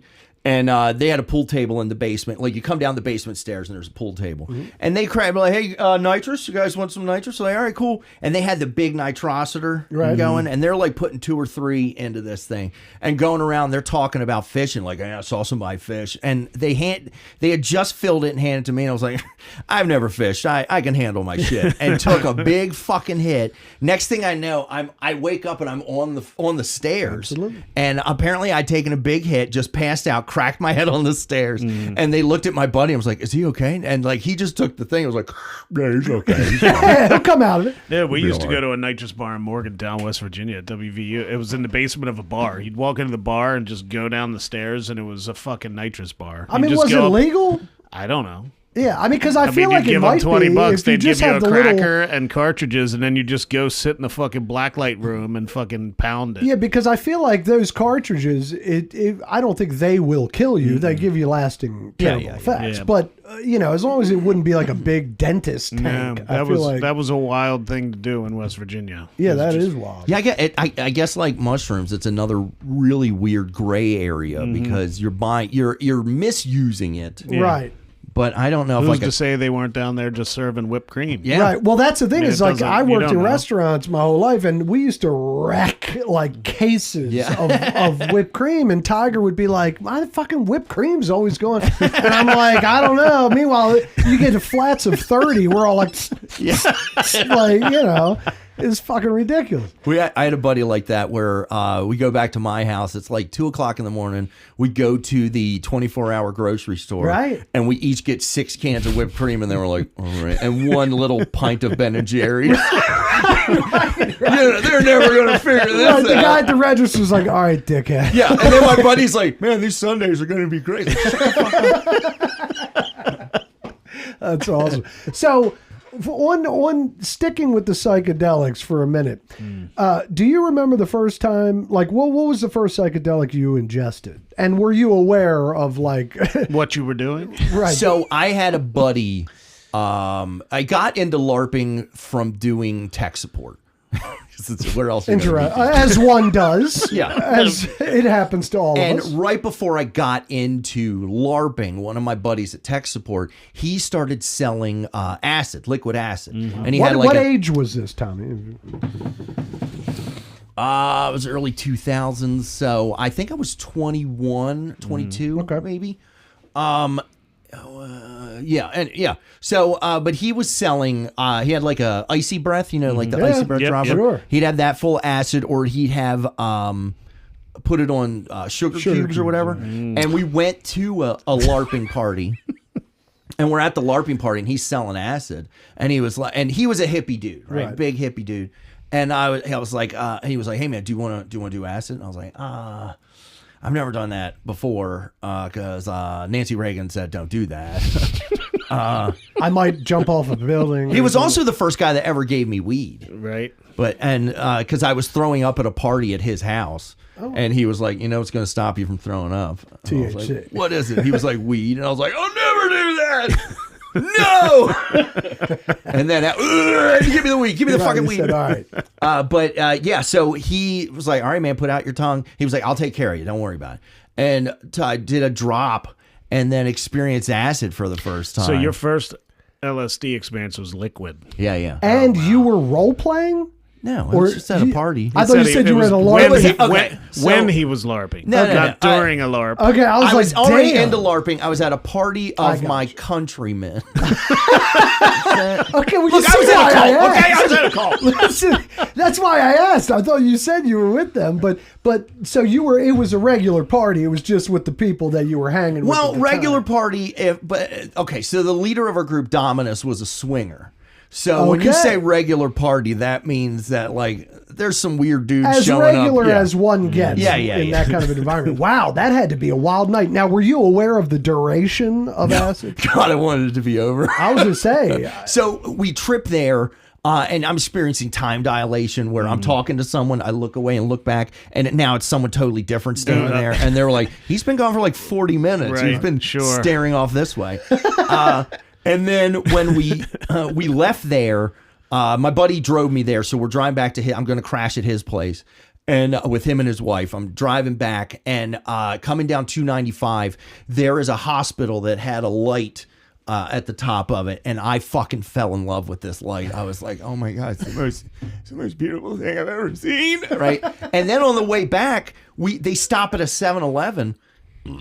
And everybody goes in to get, so I go into the 7-Eleven tripping my balls off, right? And I'm still trying to figure out what I want. I'm like, I want something sweet. Oh, Skittles. Okay. Oh, I want something salty. I'll get combos, right? And then I hear ding-a-ling-a-ling, and I look, and they had left me in the fucking 7-Eleven. So I had to go up to the cockroach behind the bar, and I put my stuff down, and then just put out like just crumpled up money. I'm like, is this enough monies? And he was like, you're good, man, you're good. And I get in the car, and now I'm eating. The combos were fine, but the Skittles, you know how like Skittles, some are mushy and some are kind of hard. As soon as I hit my first hard one, I was like, oh my God, I'm eating my teeth. My teeth are coming out, and they're fruit flavored. So we finally got back to his house, and like he and his wife, they were ready for bed, and I'm still like, saucer-eyed. And he was like, hey, man, I'm going to put on a movie for you. You can just chill. And I'm like, okay. And he put on Yellow Submarine. Wow. Yeah. And that's a doozy. And I saw him. And there's a scene in Yellow Submarine where it flips through a bunch of postcards. Like, and but on acid, it was like, stew. And I was like, I can see through time. Right. But yeah. So, but then afterwards, we would then do it. I mean, I think I did it maybe 2 or 3 other times in his presence at different parties or whatever. But yeah, acid, and then not until recently when on that Facebook group I bought some acid. So what about mushrooms? Was that around the same time? Mushrooms was totally. It was years later. We would go to Club Orpheus on Saturdays, and we would do Nations, Tracks, Capitol Ballroom or whatever on Thursdays for their Goth Industrial night, and then Club Orpheus on Saturdays in Baltimore. And I was dating this girl at the time. My buddy Tiberius was living with my buddy Harn. These are all LARP names. I was going to say Tiberius is Kirk. James T. Kirk. Nope, just a big white guy. All right. But he was like, hey, man, I got some mushrooms. Do you want to try them? I'm like, okay. And he was like, yeah, well, I haven't done mushrooms before either. So we're now at his freezer where he has this bag. And like, I was like, how much do I eat? And he was like, I don't know, just take a bunch and eat them, right? So I just grab a handful and eat. And we're both just eating this bag. And I'm like, oh, God, they taste like feet. And he was like, shut up, keep eating them. So we finish off this bag. And like, I didn't know dosage or anything. Right. So then we go to the goth club where it's already like spooky. Right. And they had, when it came on, man, it was fucking coming on hard. And the club had 2 different lights. Like there was a green, this side was green lit, this side was red. And in my head, it got to be like, man, you need fucking papers to get from the green side to the red side, man. There's like border guards are going to check you. And now I'm fucking freaking out. And Tiberius is like 6'8", like just this giant fucking guy. And I see him on a stool and I go over to him and I'm like, hey man, I'm freaking the fuck out here. And he turns around like this, like, like I get like the terror is in his eyes. And he was like, they look like little demons dancing at the mouth of hell. And I'm like, oh, we are fucked, man. Yeah. And like the bartender came. I was smoking a clove cigarette, as you do at the goth club, and the bartender comes over. And the bartender has talked to us before, but he comes over and now I can't understand English. Right. But yeah, he comes over and he's like, and I was like, hey man, I'm on a bunch of mushrooms right now. And I have no idea what you're saying. And like walks off. and then I put the clove out on my finger, just like just mushed it out. And like I told Tiberius, I was like, we gotta go. Because we're gonna walk out of here and walk out into the street. Homeless people are gonna touch us. We need to get the fuck out of here. And so we asked the girl I was dating, I was like, can you drive us back? And she drove Tiberius's car back to Tiberius's house, and I ate the pleather on the back of his headrest. Like there was exposed foam when I was George the Animal Steel eating a turnbuckle, and so we get back there and they're watching. We had given some to Harn, his buddy, and he was playing, I think, EverQuest or like one of those role playing games. And he had died, and now we get back there, and he's just running in a circle on the game. He's like, I don't fucking know where anything is. And so then we get there and we sit down, and I'm sitting on the floor watching Blair Witch Project, and I can't understand anything that's being said, and stuff starts falling on me. I'm sitting on the floor and shit's like, I'm like, what the fuck? And I look down and like it was like a paperclip, and I put a paperclip on my mouth, take it out, and then something else hits me. It's like a nickel, and I was like, put that in my mouth, and put it out, right? And then a fucking condom. A wrapped condom hits me and I just grabbed it and put it on and just chewing on it, and I was like, oh, banana. Like it tasted like banana, and it was a flavored condom. And then I look over and it's Tiberius just pulling stuff out of his pocket and just throwing it at me. You're eating. Yeah, I fucking ate a banana flavored condom.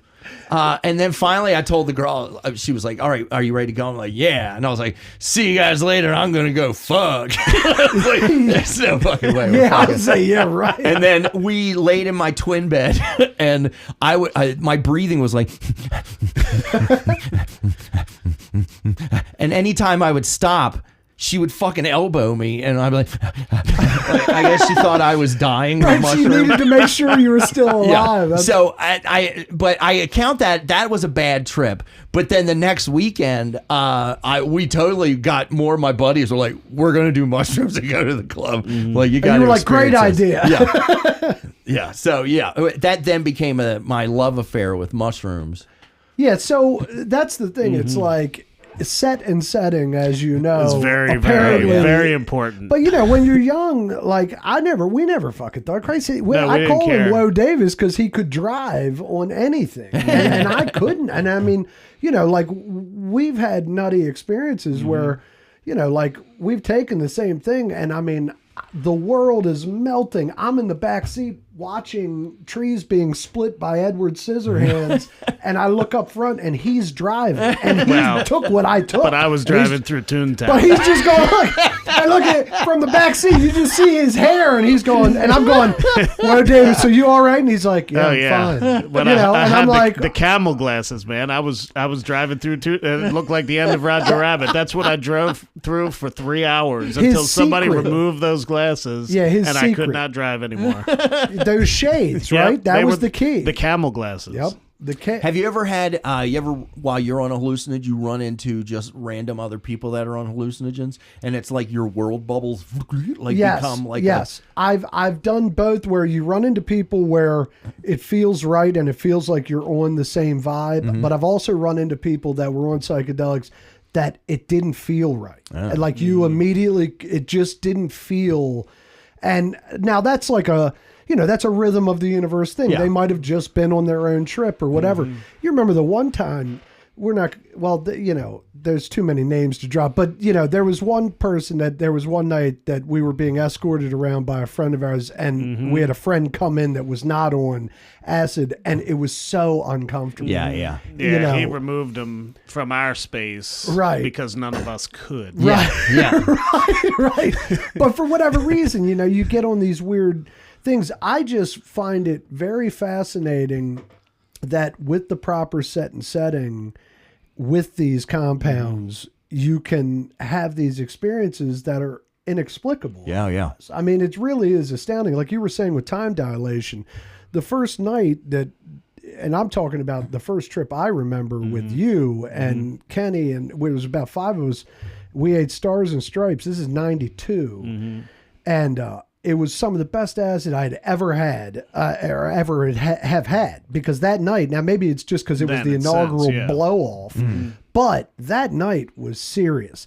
And we walked, like him, me, and another friend, like when we started coming on, we were at a buddy's house in like the outskirts of Westminster. Carroll and he County, we started in his driveway and just did a pilgrimage around his house. Right. Well, we walked through this little woods line to this other neighborhood that we've seen 100 times. But I swear, it was the most magical vista I've ever seen in my life. I mean, it was our buddy Jason Cake's house, and we walked through there. Yeah. But it was shocking, and we sat there, and I was almost in tears. Like, I mean, I'm not kidding. Like, it was beautiful. We come back to the house, and everybody's like, God damn. You guys were gone for like 3 hours. There's a massive, right? It's like a kegger massive raging party happening.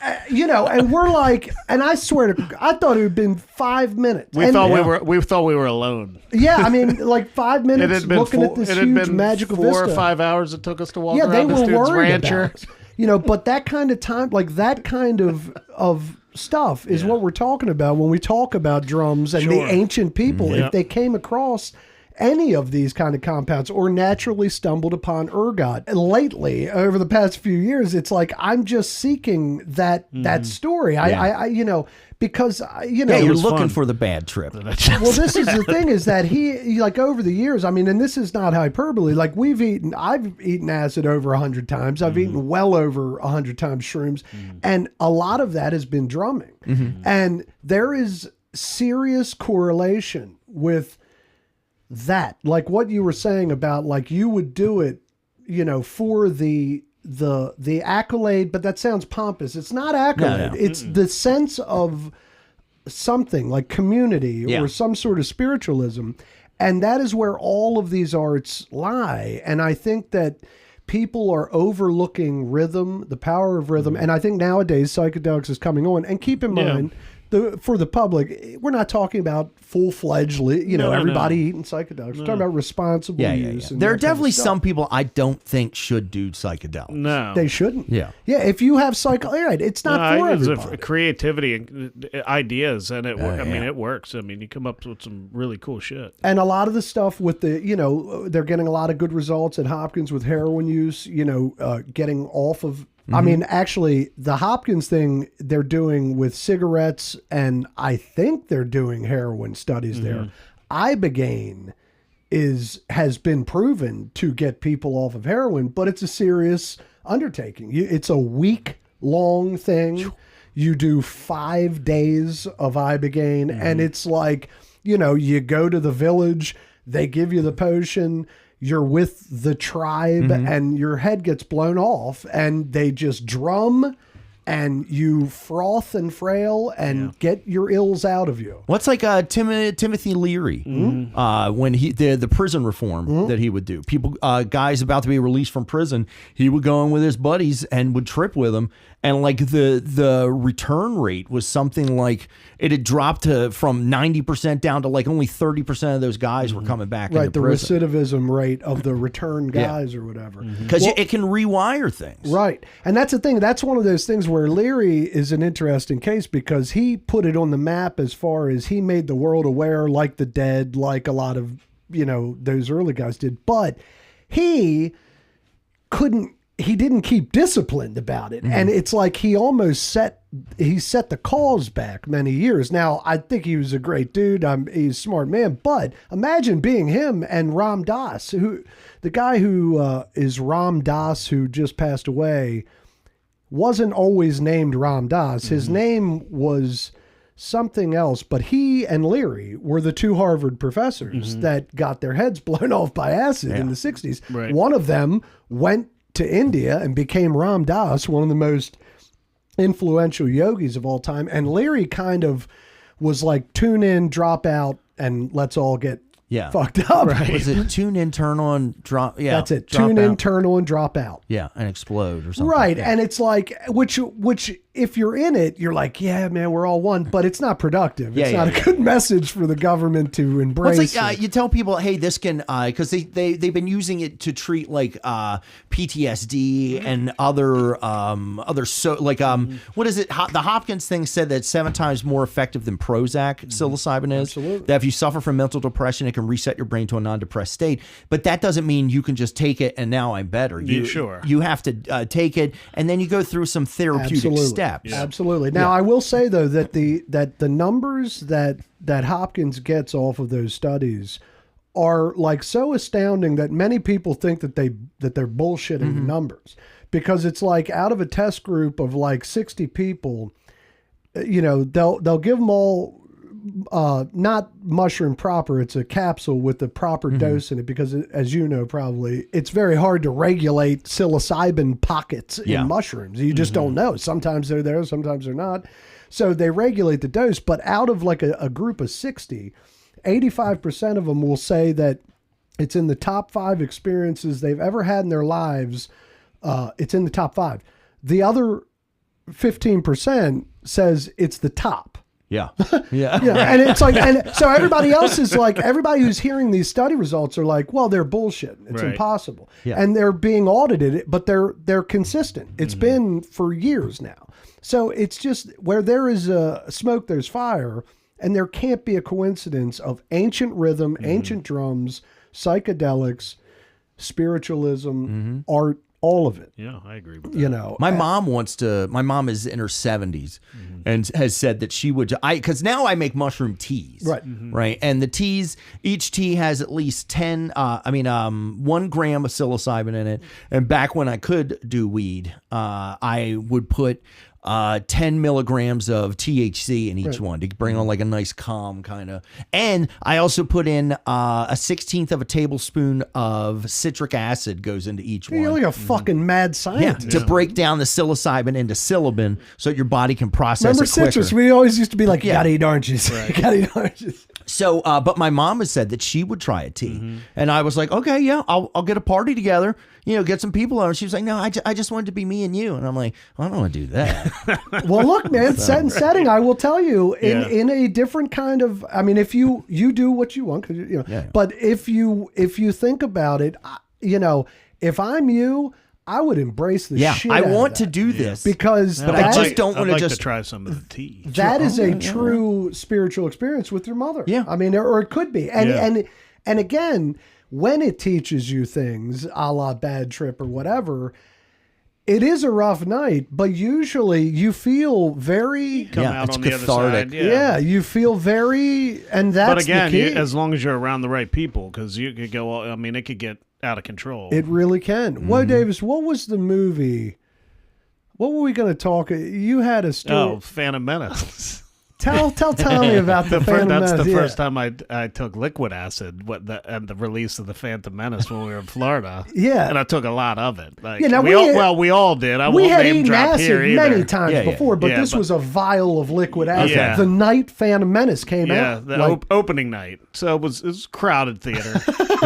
Brian can help me with the story because he was sober. Dude, back then. Look, like I was riding sober. I mean, I'm pretty sure I dropped a drop in my eye. You did. Listen, you and Doc. Yeah. We had a guy with us. Shout out Mike Citrullo in New Jersey, Yes. the good doctor. God love him. doctor. We call him the good doctor because he's the first cat I ever knew in person that was like, okay, well, when I get up, I have to take 3 milligrams of speed, and then once we get to school, I'm going to level out with a little bit of Xanax, and then once we leave tonight, I'm going to pop 2. I'm going to snort a couple things of speed, and then, and then we get home. We're like, Doc, what are you doing? He's like, I have to do some opium to get down, and then I'm going to, it's like he was a fucking doctor. Yeah. Now he's come a long way, and he's gotten off of all of it. Yeah. But he was like, let's go. Let's go. Oh, baby. yes, he was. And yes, And they we went. and look, we're talking straight to fucking Naboo. Right, we're talking like opening night. Like there's Yoda, there's Boba Fett, there's the Queen Jar Amidala, Dude, Jar, and then Was the Jar Jar Jar like, thing. what an eloquent fellow. That's he why had I to have such abort. a You love. had to Memorable leave, I right? character. didn't abort. Danon aborted. Okay, I was gonna say It ran somebody into the woods. right. I was say No, somebody. I remained You for were that almost mesmerized. entire movie on the Gungan Council underwater when they were trying to decide what to do with fucking Jar Jar. Like I was sitting in the council chambers up on the hill listening to Boss Nass fucking You look like a shout orders, fucking dude. Gungan. Oh my God, that's man. incredible. And when they left the underwater, like I've never left Gungan City. Right. Ever. I remember that night when we left that place, you looked different. And you were like, and also the pod race No, the pod blew race, your face yeah. off. Like, I guess maybe the noise was all. Is that when Danon lost it? Yeah, I think so. I would say Danon we lost found it. him in Like, the woods yeah. the next day. I think. Yeah, it was a rough night for a few. When we all came back to, Yeah. I mean, reality. In a sense, we had to go find him. Yeah, it was wild because at that moment, so we had eaten a lot of psychedelics. That's why I love. And I have a special. That Phantom movie Menace. has a special place in my heart. As Right, it much was as probably- people hate it. it was a spectacular night for you, babe. I mean, I was like, but you had a great night. But that's the thing. It's like over the years, we have these experiences, and I just feel like back in the day, you couldn't share them. Yeah. You shared them No. with shame and vitriol and Right. judgment. But the reality is that we were onto something, and we are onto something. And I just think it's a good time to be in Baltimore. It's a good time to do comedy. It's a good time to be involved in the arts and all of it. I appreciate meeting you. I mean, is there anything else? Well, No, man. I brought stuff. Do you want to see yeah, some of the absolutely. no. Yeah, We're okay. not done. All right, well, great. Well, I then- told him to bring props. Oh, shit, 'Cause I that's want right. to see some of the Holy stuff shit. that he makes, man. You know what else? I also wanted to ask you about when your comedy specials and stuff. Yeah, that's come what out. I was just about to ask. we'll do Come it on, man. I was just about to say that too. God damn it. I'm sorry, Will. So one of the first things, so I had a catalyst that broke me into obsessively building things. I mean, I had made armor. I had done a little bit of leather work here and there, but I had a convention coming up, and I wanted a big steampunk arm. Right, I wanted it like I've seen that arm What- on you. Yeah. Okay. Yeah. Yep. So I wanted a big steampunk arm. The only way I could figure how to build it was build it like armor, right? So I found a pattern. This guy called the Armor Geek sold a pattern for $20. It was a PDF. I had to print it out, cut it out, and the parts didn't fit together, right? So I messaged him 3 times. Never heard anything from him, right? Now, then I was using Photoshop at the time to make my patterns, right? So then I started, and by making, I was using it as a design software where I had a square that I knew was 1 inch by 1 inch, and I would copy and paste it till I got my parts, and then I would snap guides to it and then trace it out. And then I print it out, and that's what I would cut and hammer. And it wasn't until, so I start doing that to try to fix his armor pattern. And there was one night I got a hair up my ass and I left a negative review. I was like, hey, this doesn't work. I tried 3 times to contact him. And that's what got his attention. And he was like, I was like, are you going to help me with these fucking files or not? And he was like, well, you already left a negative review. I was like, because I tried reaching out to you. And he was like, well, you're a fucking idiot if you can't figure out how to do it. And he called me an idiot. That's when I was like, sir, I'm gifted and talented. Right. I'm not an idiot. So I fixed his file, and that's when I obsessed over getting it fixed. I printed out, make it. It wasn't work. I'd have to fix it again. And then when I was done, I put it up on like my Google Drive, and anybody that posted, hey, this doesn't work, I would comment on their review and say, here is a link to the file that I fixed because he's not going to fix it for you. Nice. And then I ended up going back to school for, I was a land surveyor for 11 years. Did underground utility locating, and then I went back to school for AutoCAD. And once I got into AutoCAD, I was like, it was like I leveled up.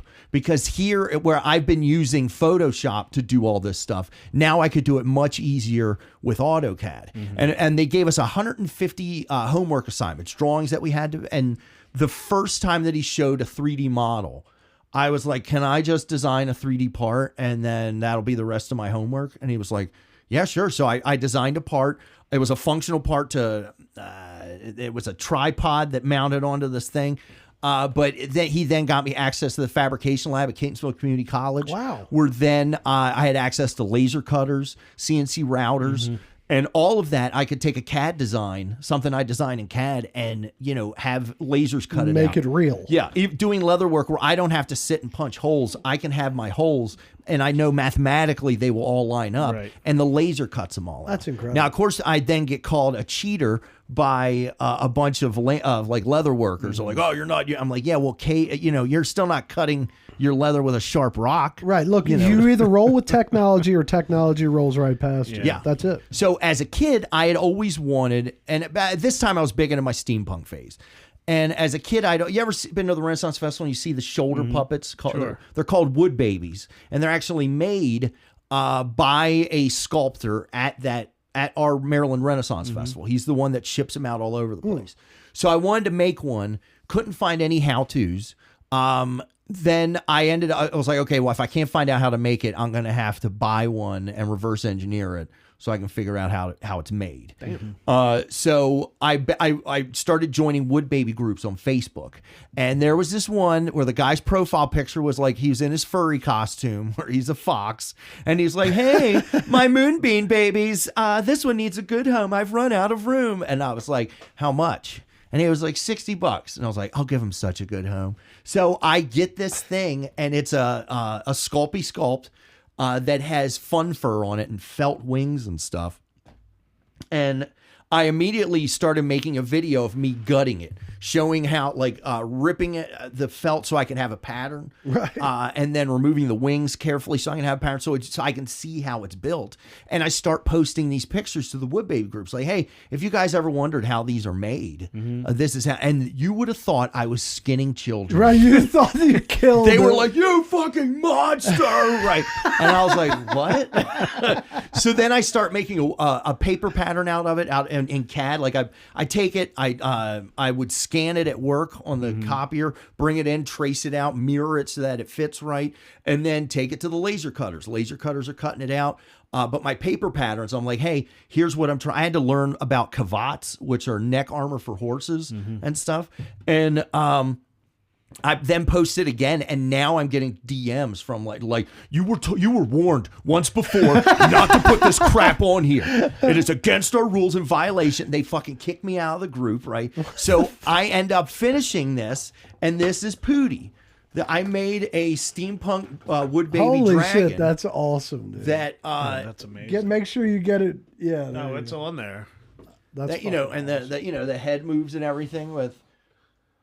And so what? You're controlling that with the thumb. It has. So this is a model airplane cable, and basically this cable goes in. The head is supported by a string that comes off the body. Okay, that's awesome. And when you push it, it pushes the head up, and it's then on that string. And if you turn it, it will turn the head. Not great, but it does. It'll do it a little bit. But this is all the body and everything down. This is all one piece of leather that I laser cut. And then closed, all this is rivets or studs that go all the way up. And here's a piece that I always kept of like my first attempt at making. That's awesome. That's a great idea. That's awesome. But then I wore it when it was finished. I wore it to the Renaissance Festival. Nice. And I remember I walked. Were they like, fuck you? Well, I walked into. I go and I walk. Yeah. This thing. His name's sits on Pootie. your shoulder, right? Yeah. Oh shit. It's over now. Amanda, watch out. Hey, you want to see this little tail? Christ. Dude, this thing's incredible. Yeah, and it's awesome. It makes perfect sense. The symmetry is much easier probably to do, or it just takes a lot of the guesswork out of it. Yeah. It's so awesome. I wore it to the Renaissance Festival, and people with other wood babies are seeing me, and they're like stopping and being like, oh. And I was like, you know what? I'm going in. I'm going into the fuck. So I go into where all the wood babies are, and I'm looking at all the other wood babies, and I got him moving and everything. And there's this old guy behind the counter, and he sees it. He sees Pootie, and like he gets up and he walks over to me, and he's looking at it, and he was like, did you do this? And I was like, yes, sir, I did. I said it was a good sculpt. I just didn't want it to be felt and fun fur. So I made a leather pattern and gave it suede wings. And he was like, this is fucking incredible. I love it. And I was like, oh, well, thank you. And he was like, and I'm the guy that did that sculpt. He was the original creator of the wood babies. So you finally. And so I told him about the Facebook thing. And he was like, all those people are fucking weirdos. He was like, don't worry. You post as many pictures of that as you want. So Pootie got the stamp of approval. That's awesome. Yeah, fuck I hate the internet people. They suck. This is I mean, amazing. our fans are cool. Dude, this thing is cool. We had awesome, I went to go work for this one company, and 2 weeks in, or actually 6 months in, they do a new hire, and we're going around the table at the new employee meeting. And they're like, say something about yourself. So they give it to me. I'm a comedian, blah, blah, blah. The guy next to me goes, my name's Phil, and I'm a pirate. And I was like, wait, what do you mean you're a pirate? I was like, oh, do you LARP? Do you do SCA? He was like, no, I dress with a group of people. We dress as pirates. Matter of fact, I just came back from Italy where we spent 2 weeks on a pirate ship going up and down. I was like, okay. And then 2 months after that, they were doing employee appreciation, where it was dressed like a pirate day. And we were going to Mutiny, that pirate bar, and they were encouraging all the employees to dress like pirates. And I knew Phil was going to go all out, right? And so Phil was like, the day before, Phil was like, hey, you going to dress up? And I was like, nah, man, I don't even really have a pirate thing. He was like, I'm sure you can throw something together. And I'm like, all right, I'll throw something together. Shit. So threw something together, and like I made this thing called, it's those like detectives wear them. It's like a gunsling, but you put it in. Yeah. So I bought a pattern for that off from Tandy, and then got all my dimensions, brought it into CAD, laser cut it so it looks like I got like gears and everything are coming down and stuff. And then I have these Cthulhu spalders that I made, and I call it the secret because it's you wear it under stuff. But I wore that with like a pirate shirt, and I had my kilt and my $250 boots. I had built a flamethrower gauntlet. Have you ever seen like magicians? They have magician's cotton and magician's paper. Flash cotton. Yeah. Well, you can pack all that into an e-cigarette and then hook a 9-volt battery with a momentary switch up to your cartridge. and it will ignite the flash cotton, which will shoot the slower burning flash paper, and it shoots like a golf ball of fire, like 20 feet, right? And so I had that on this arm, and I had Pootie and everything. I looked fucking good, dude. right? I was the same. And I see Phil, and Phil's breaking out shit, and I was like, those are $500 boots from the Ren Fair. Those are $300 gauntlets from the, like, I knew all of his fucking shit. Right. We get to the fucking thing, and when they're giving out prizes, I win first place. I beat Phil, right? Nice. Second place goes to a guy who got a Jack Sparrow costume from Party City. Oh, Phil shit. didn't get anything, and Phil fucking left. And he's in the pirate And he club. was yeah, and he's a fucking pirate. He was It's like, fuck you, Yeah, man. well, yeah, okay, you're not that big a pirate. So, That's fucking. should have never test me, Phil. That's hilarious. I made this bag during COVID. This is my bag. So You it's made the I bag. made this bag. This was my COVID project. Now this is my joke book. My cousin made this pen, That's awesome. like this wood turning pen, and so I built this docket to hold it. And this I put all my jokes in it and set. On That's some That's steampunk amazing. look. Yeah, like that looks stylish. Yeah, so I built that, and then the microphone that's on there, that I had to learn to acid etch, so I acid etched my name and a Cthulhu onto this microphone because during 2020 I didn't want to talk into a microphone other people were spitting in. Right. It's probably. And a then good call. I call that the show holster because I could then wear that and had a pen with it so I could write my set list on a Post-it note and then change it if I need. You can take the microphone Yeah, and it's out. in like a perfect little knapsack. Dude, Like, this is incredible.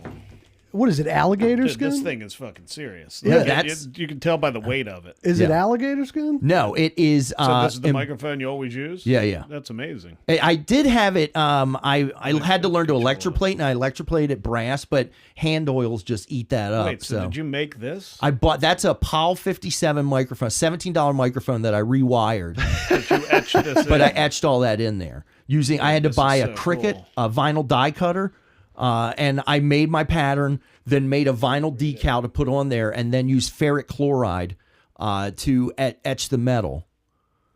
Tommy, you're a fucking Renaissance man. You're a Amazing. journeyman. It says Sinbazo on it. It's Yeah. cool. Yeah. Like it's etched. I can yeah, see check it. this thing out, dude. Yeah, check it. But this isn't. It's not real crocodile. It is embossed leather.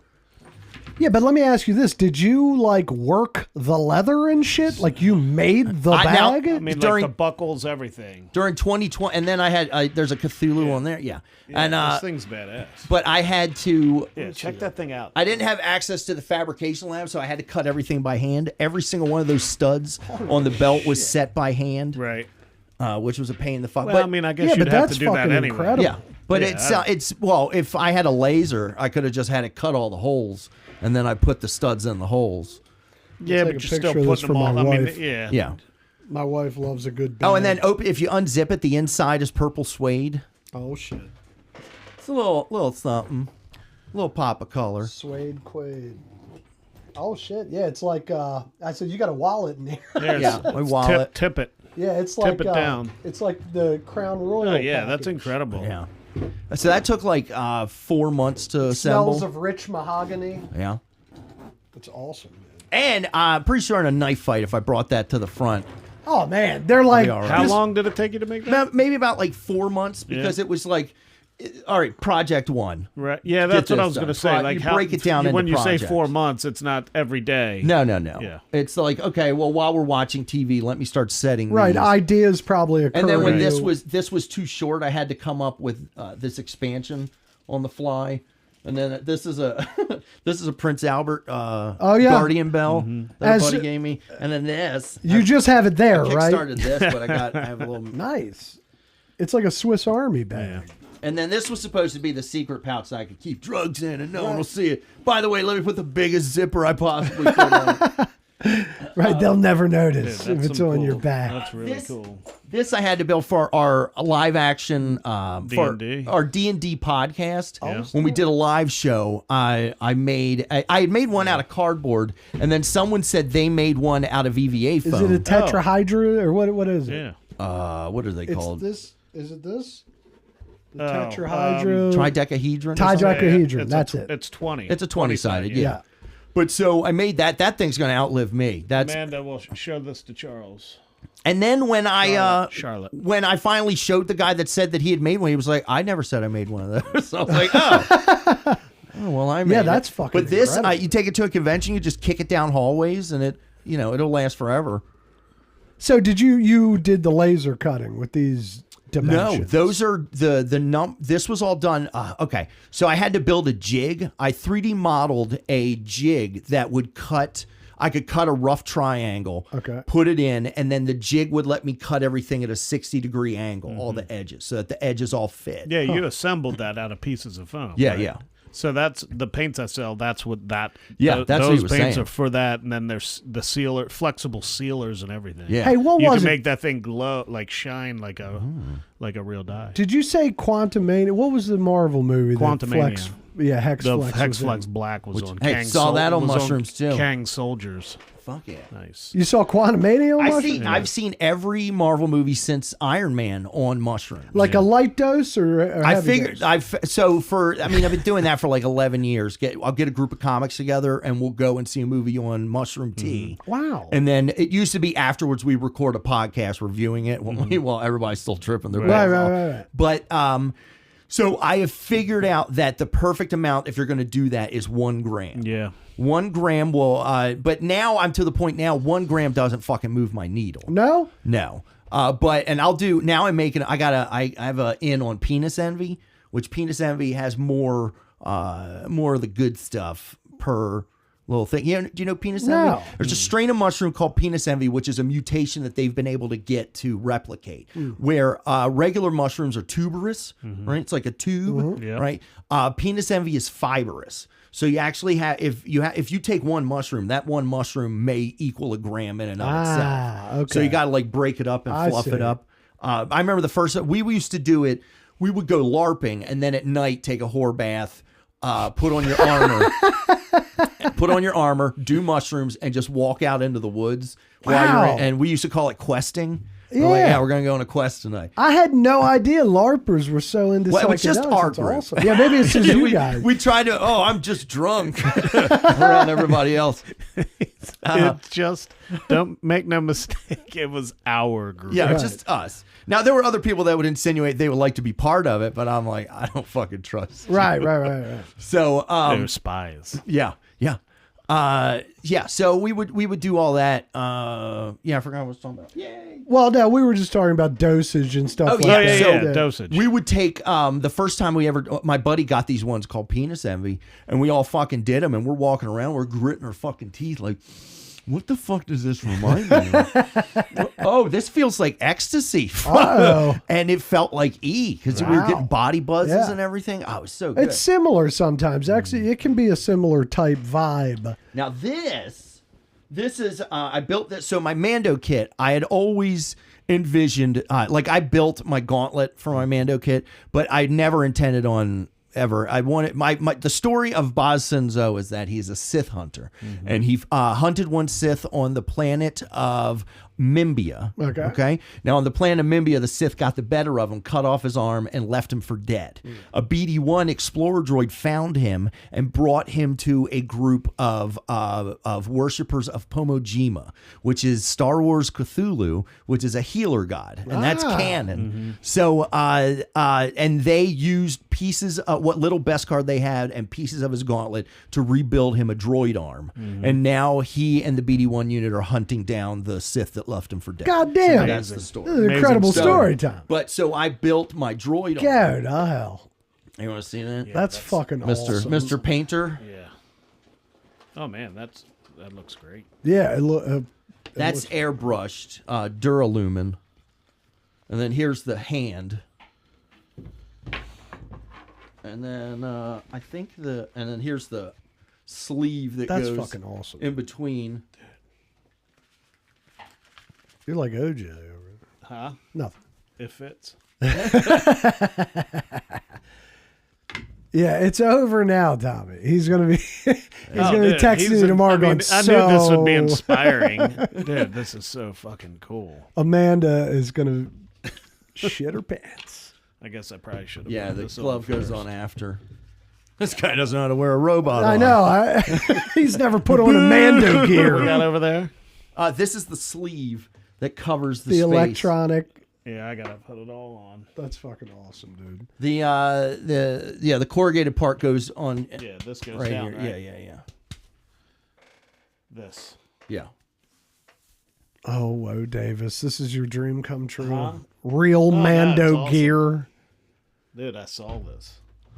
Yeah, well, look, while he's putting And that on. it does take some force to get through there, but it'll hold up. Is it? It's not like a ring. No. Oh man. Well, I don't know don't if I get can fit stuck, my for hand through God's sakes. there. I might have too big of a hand. You got too big of a arm. You're getting it. It happens.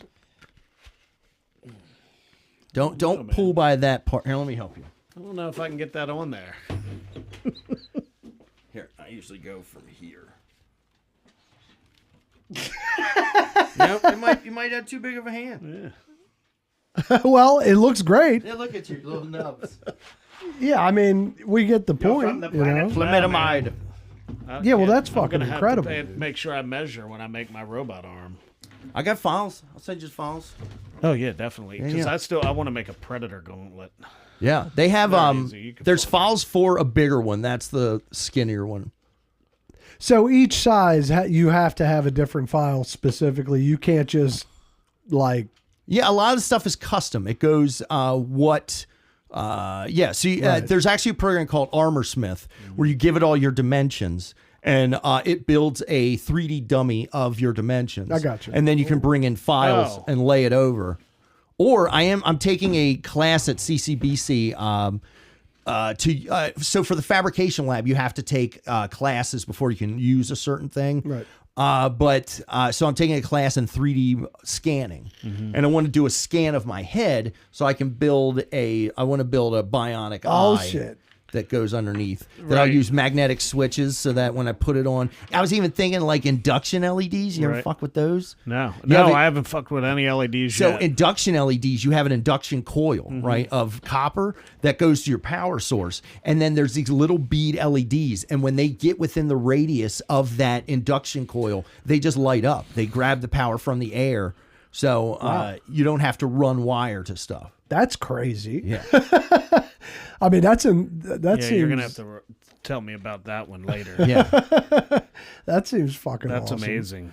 So yeah, eventually I want to be. I love my goal. Right, is to stand. Some of the Mando's stuff looks great, and then there's other Mando stuff that I just like to stand next to. Right, right. You're like, oh, what that guy? Yeah, well, your shit looks fucking great. Oh, Yeah. thanks, man. Yeah, no, it's the paint job's great. Thanks. It took like the longest part was that paint job. Yeah, that's my favorite thing to do is paint stuff. I too. told him that to me, Like, your bread and butter is always. I mean, you're always great at sculpting, but your painting Yeah. skills. Yeah, I was looking are at this, man. That fucking paint incredible. job. Yeah, incredible.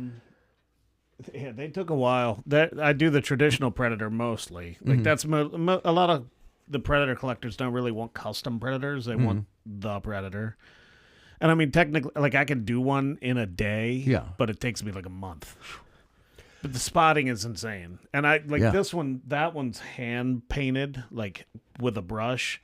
The whole thing or just the spot? Just the spots. Okay, yeah. But I don't think it doesn't look as organic as when you airbrush them, and then you just overlay so it looks like it's under the skin. I just Like, got into airbrushing, and I have 3 different airbrushes, 3 different types of compressors. Yep.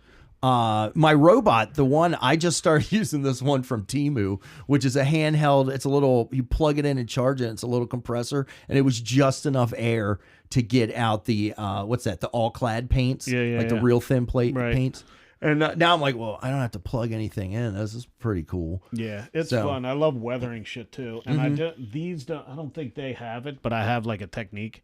Like I don't like painting the veins in the mouth. I use yarn and go over them so it's raised and it's more organic. It doesn't just like you don't look at it and you're like, the veins are cool, but they look painted. They're flat. Yeah, they just look paint. You can tell they're painted. With mine, you can't. Like it's just got yarn because you nice. So it gives it like giving away my ridges. trade So secret the wires, here. the wires in the knuckles and everything.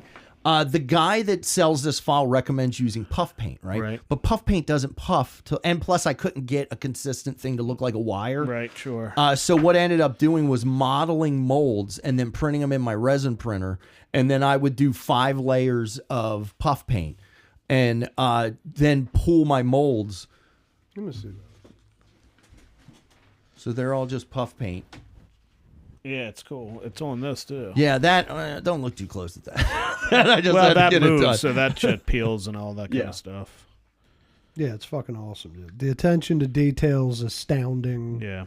You're a master craftsman. No, it's awesome. I have like I was making custom Predator dread beads for a minute. I might have one. Or on that necklace or the bear claws I made for that. These are like polar bear claws. I actually got shut down Tell 'em, on Etsy yeah. because they thought I was like going up and like and like I guess fucking wrestling bears down and stealing their fucking claws. Cease and desist on I the was like, I polar love bear it. claws. But yeah, those are the predator teeth. These are like just the predator. So the traditional. how are you making predator- those? You just sculpting them? Yeah, and then this was just, and then I mold everything. I mold and cast stuff. Yeah, like yeah. a maniac. I got a whole But I bag of don't wire have- molds now. Is it on there? I don't know if it's on one of these. Well, it's like everybody's like, "Oh, 3D printers, are you going to make a pocket pussy?" And I'm like, "No," but I could mold one. Right. Yeah, well, the dude that I work with. Oh, there it is, on the wolf. Yeah. You could see that dread bead. I made it to look like a xenomorph, like something. Yeah. A Geiger, it's like my Geiger dread bead. Right. What's that other dread bead that with on this? That, Yeah. that's Hydra. Yeah, fuck yeah. I thought so. Yeah. I noticed. I mean, Fucking nerd alert. If the Yeah, pred- this yeah, guy. I mean, if the love- Predator was I in the- said, I knew. I mean, technically, the Predator is in the Marvel world. All my Gene Vests have because Think Geek. I was part of Loot Crate, and when Loot Crate first gave this it's Dude, a I Hydra have pin. that exact Yeah. pin. I had a It's Loot. made I had from Loot the Crate same for file ever. that they used in the thing. Yeah. That to me, I'm like, it's the same file. Right. It's made It's from like the an real NFT. thing. Yep. Right. No. So yeah. So That's I awesome. I figured if the Predator was in the Marvel universe, which technically is, I guess. Yeah. Yeah. With could be. with Disney Is and he? all that shit. Is he Well, in he's this? Disney. Well, no, but He Disney fought owns it Batman. all. I'm saying, but the Predator they could have a crossover. It'd Yeah, be yeah, great. yeah. But I figured he would be part of Hydra at some point, like kind of like a mercenary for Hydra. Oh yeah. But Hey. then these are all the symbols. Like this is the Xeno kill. That's why Scar in Aliens vs Predator carves that into his head and her on her like cheek. Now, let me That ask means you. that's because she killed the Xeno. Did you kind of invent that? Like stylized no, it's dreadlocks? Predator. Or It's is that Predator legit? symbol. It's in there. Yeah, this okay. is a queen kill. I got you. Alien queen kill. Nice. That's awesome. Tommy, another thing we like to talk about briefly before we wrap up is movies. You had mentioned your psychedelic movie experiences, of course. What is what's the top Tommy movies? Like, if I there's gotta a tell you, few. and some people don't like it. I probably had one of the best tripping experiences watching Iron Man 3.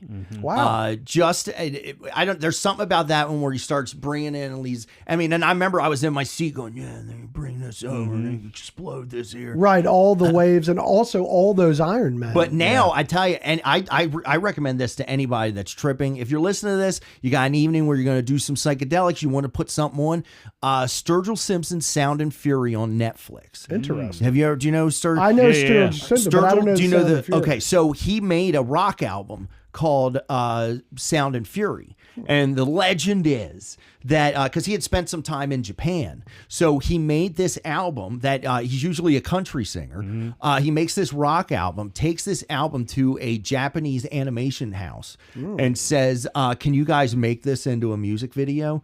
And the legend is, he said, if any of your employees would like to work on hallucinogens, I will supply them. And it is... Wow. Each song is its own sort of genre. The first half of it has an overarching story of revenge, but then there's some live action parts, and the music is just... God, of course, anything you watch or listen to when you're tripping becomes your favorite fucking thing Yeah. afterwards. Right. And but in 2020, my most Spotify said my most listened to song was "Mercury in Retrograde" by Sturgill Simpson. Wow. Because I just kept listening You to just this couldn't get album enough. over and over. And anytime I'm with people and we're tripping, I'm like, hey, why don't you throw in some Sound and Fury? And I know it by heart it now. always But does the job. yeah, it just people just lock in. Now it used to be when we were doing trip parties in my basement. Willy Wonka. Oh, I always love Willy Wonka. Was a good one. Always clutch. Which one? The original. Yeah. Gene Wow. Wilder. Okay. Dun, dun, dun, I dun, remember dun. there was one where he's doing that part where will the river row rowing has no direction where he's going, and the colors in that matched up to the lava lamps that we had outside, and someone took a Polaroid and was like, hell yeah, and it never captures it. No. Yeah, stories are trying to recapture the moment will never happen. Yeah. That scene in that movie, I mean, like what a wild, that was fucking traumatizing. 3-minute scene, like in the middle of Right. of a relatively benign, although not really if you think about it. It was a deep movie, but that scene, man, what a great scene. We had last year. I got offered to perform at Burning Man. Oh, right? wow. Did you do it? No, because it got up to the point where my whole thing with stuff like Luckily. that is say yes until I have to say no, right? And it got up to the point where like, okay, it's going to cost. You'd have to fly to Reno, and then from Reno have to travel there. You had camp dues and everything. It was going to cost me $1,500 To perform. to go and perform at Burning Man, and the year that it fucking turned into a mud shit pit. show, right? So I said, I when they got up to the $1,500, I was like, I can't do it this year. Please keep me in mind for next year. Which this year I couldn't do it because I'm starting that new job, and I can't be like, I need a week off. It's not good business. And then I'm sure there'd be a random drug test as soon as I got back from Burning Man. From Burning Man, right. I'm sober here at Burning Man. None for me. I have the Bible. But my one friend Sean Savoy, who he comes to all the movies with us and stuff like. I knew he was going to have a great time, and he went and he came back and was like, and so I knew Sean was going to have a hard time with this. Because He's a comedian. He's too? a comedian Okay. because the shows were at 11 p.m. At this camp. And me personally, I have to perform sober.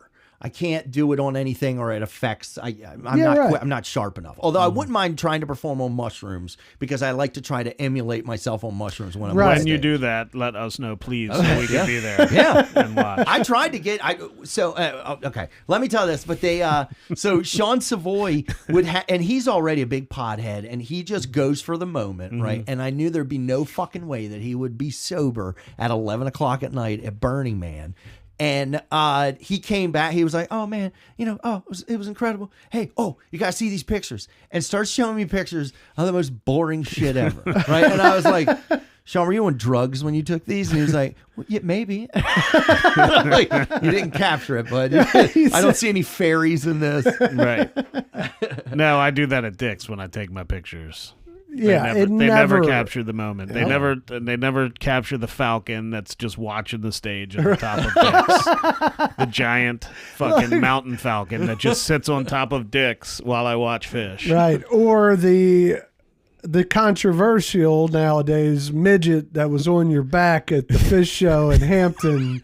You remember? Was it a real No, it wasn't. Oh, okay. He had eaten literally 500 grams of reefer. Yeah, that was just THC. He ate 500. I mean, I'm not kidding. Yeah. Like he had he had like a couple hundred milligrams, and he's going, "Anybody want any?" We're all like, "It's all right. I'm all right. We're all right. We've eaten. We're all right. Yeah. We're all blasted off." Next thing you know, we're like, "Whoa, how many you got left?" He's like, "I ate them all." And I'm like, wait a second, wasn't it a couple hundred? It's a couple hundred milligrams, not like 40. And he's like, "Dude, there's this fucking midget dancing on my back." And I'm like, "Settle down, baby." Yeah, I needed you had to keep me under control of that that one because it was a rough hour. Wasn't there like a little person there though? I Like right near believe us that there was that a I thought smaller was on person me. near us. But Right. Yeah, this is there the thing, was. though. They weren't on you, But it was a rough night. You briefly. do not know that for sure. I do. So we In my mind, they were on me, and that's all that matters. I know, baby. We took mushroom teas to Dancing. go see Baby Metal and Death Clock. Ooh.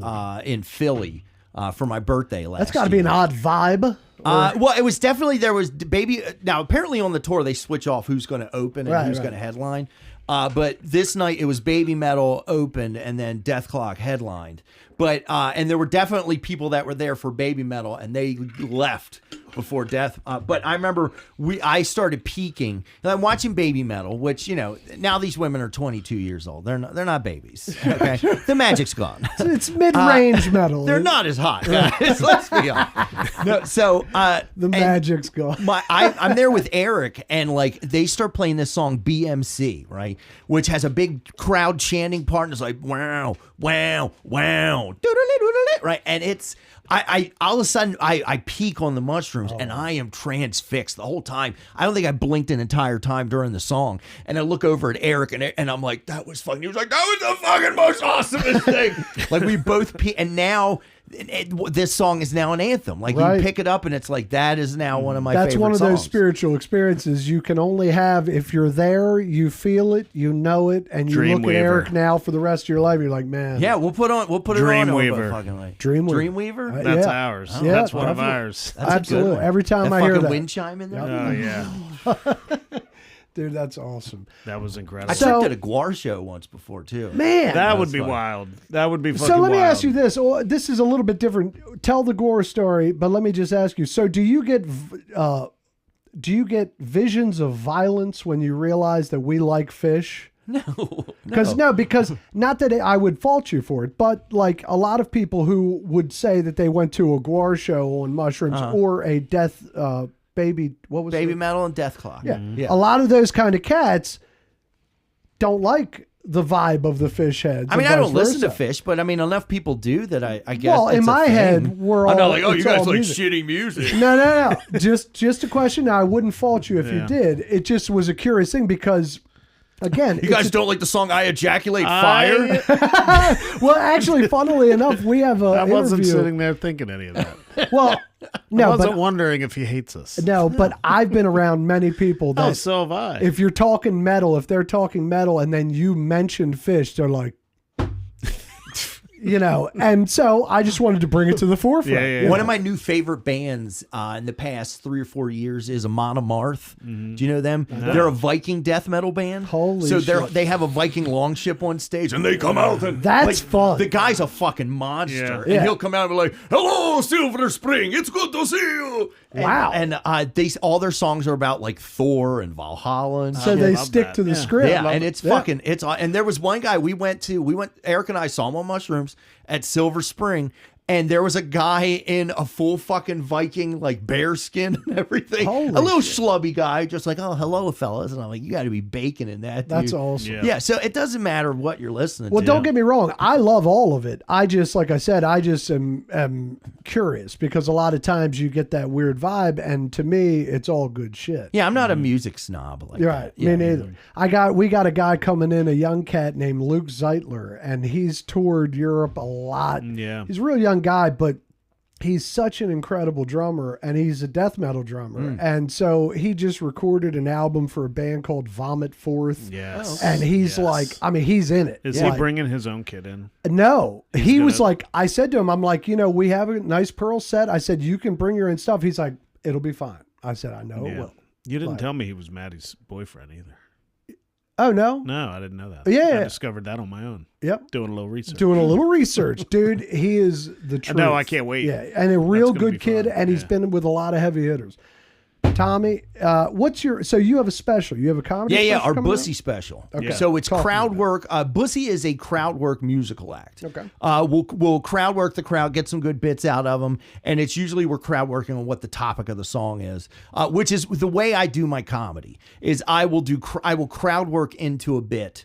That way you have a ripcord. If things aren't going good, you've milked this topic as much as you can. You're going to go, well, you know what I think is weird. And then you can go into right back. Right. So that's how Bussy does it. We'll crowd work, get all we can out of that topic out of the crowd, and then go into the song. And then we crowd work to the next topic. Nice. And the special was recorded at Magooby's in October.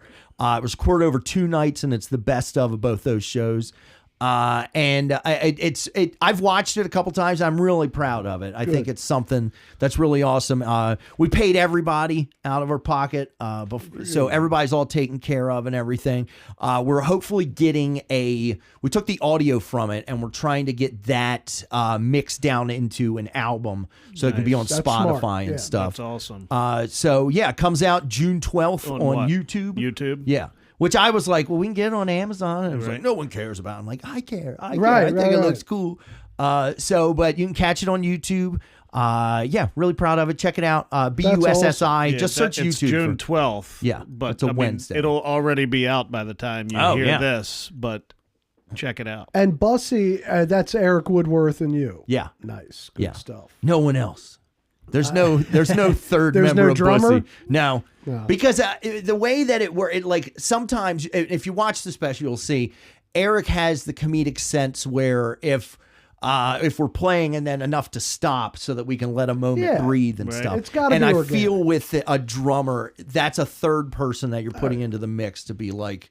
So, but we do have plans to make a studio album that will have drums and bass. That's so fun. And dude. stuff. Yeah. Does good he stuff. do comedy? Does he do like solo? Yeah. Does he he? has his own comedy and everything. Okay, cool. And it was just through the Murder Mysteries that we found that we have this musical inclination together. Hey, how's Joe Robinson in real life? He's good. Joe's good. Joe, I love Joe Robinson. I love his Joe voice. busted his ass. He went to Jazz Fest. And in New Orleans. Yeah. And he nice. messaged all of us, hey, I'm in jazz. I'm like, oh, yeah, when I think jazz, I think Joe Robinson. Right. Right. That's a hard city to picture It's Joe about in. you don't know about the notes you don't play. Right. Yeah. What do you But want? he was apparently at Jazz Fest, and there was a sign. He was on decline, and there was a sign that said "Watch your step," and he didn't see it, and ended up falling for 17 feet and taking a header into a trash can. Holy shit. And was all busted. Is he up. all right? Yeah, he's okay. And but wait, he was with his very pretty wife, Katie Miss Robinson. Katie. Yeah. She was. Katie was the one that she was messaged probably us. so proud. Katie. She was like, Joe just busted his fucking ass. So who is this dude?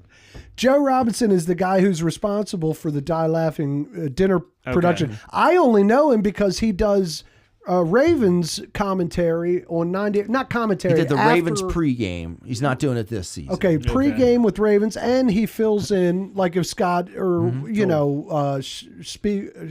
Justin is out. Right. Joe has filled in for many years. He does WBAL AM radio. Do you listen to AM? You big AM guy. Big AM guy. No, I'm not.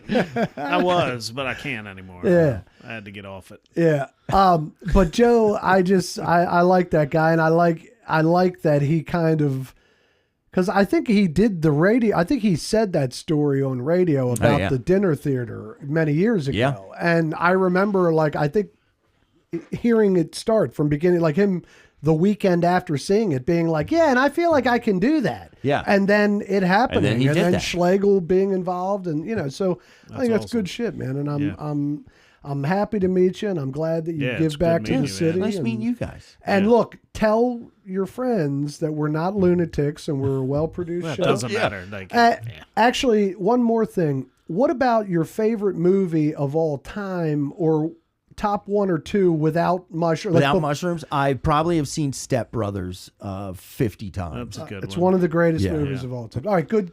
Yeah. I used to have my in my PT Cruiser, I had an in-dash DVD player that I installed, and I paid the guy like $10 extra to just put a kill switch so I could just drive around watching DVDs. And Step Brothers just stayed in the entire time. It's one of It the got to funniest where movies I of didn't all have to time. look at the screen. I could just like, oh yeah, he licked a dog turd. Were you that'll doing be- the that'll karaoke be a part? good one. Like when it comes on, do you Oh, try yeah. to? Yeah, Yeah. you try to hang with it. Fucking incredible. All right, man. Well, I'm man. glad to meet you, and I Yeah, we'll appreciate get everything you Web do, Bussy man. on sometime. I Yeah, would love- fucking yes. Yeah. 100%. Please yeah. tell Eric. Yeah, I mean, we would love to have him on for a solo. You both on, just whatever. Bussy. Fine. We'll do just pussy. Wonderful. All right. Well, Roy Davis, you got anything else? No, man. All right. We're all Stay good. sane, Baltimore. Yep. We're out. Awesome. Awesome, man. Yeah, man.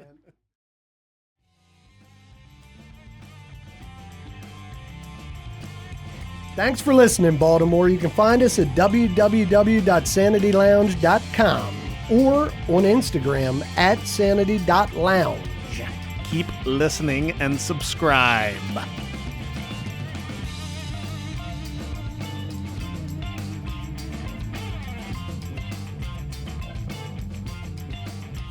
Stay sane, Baltimore.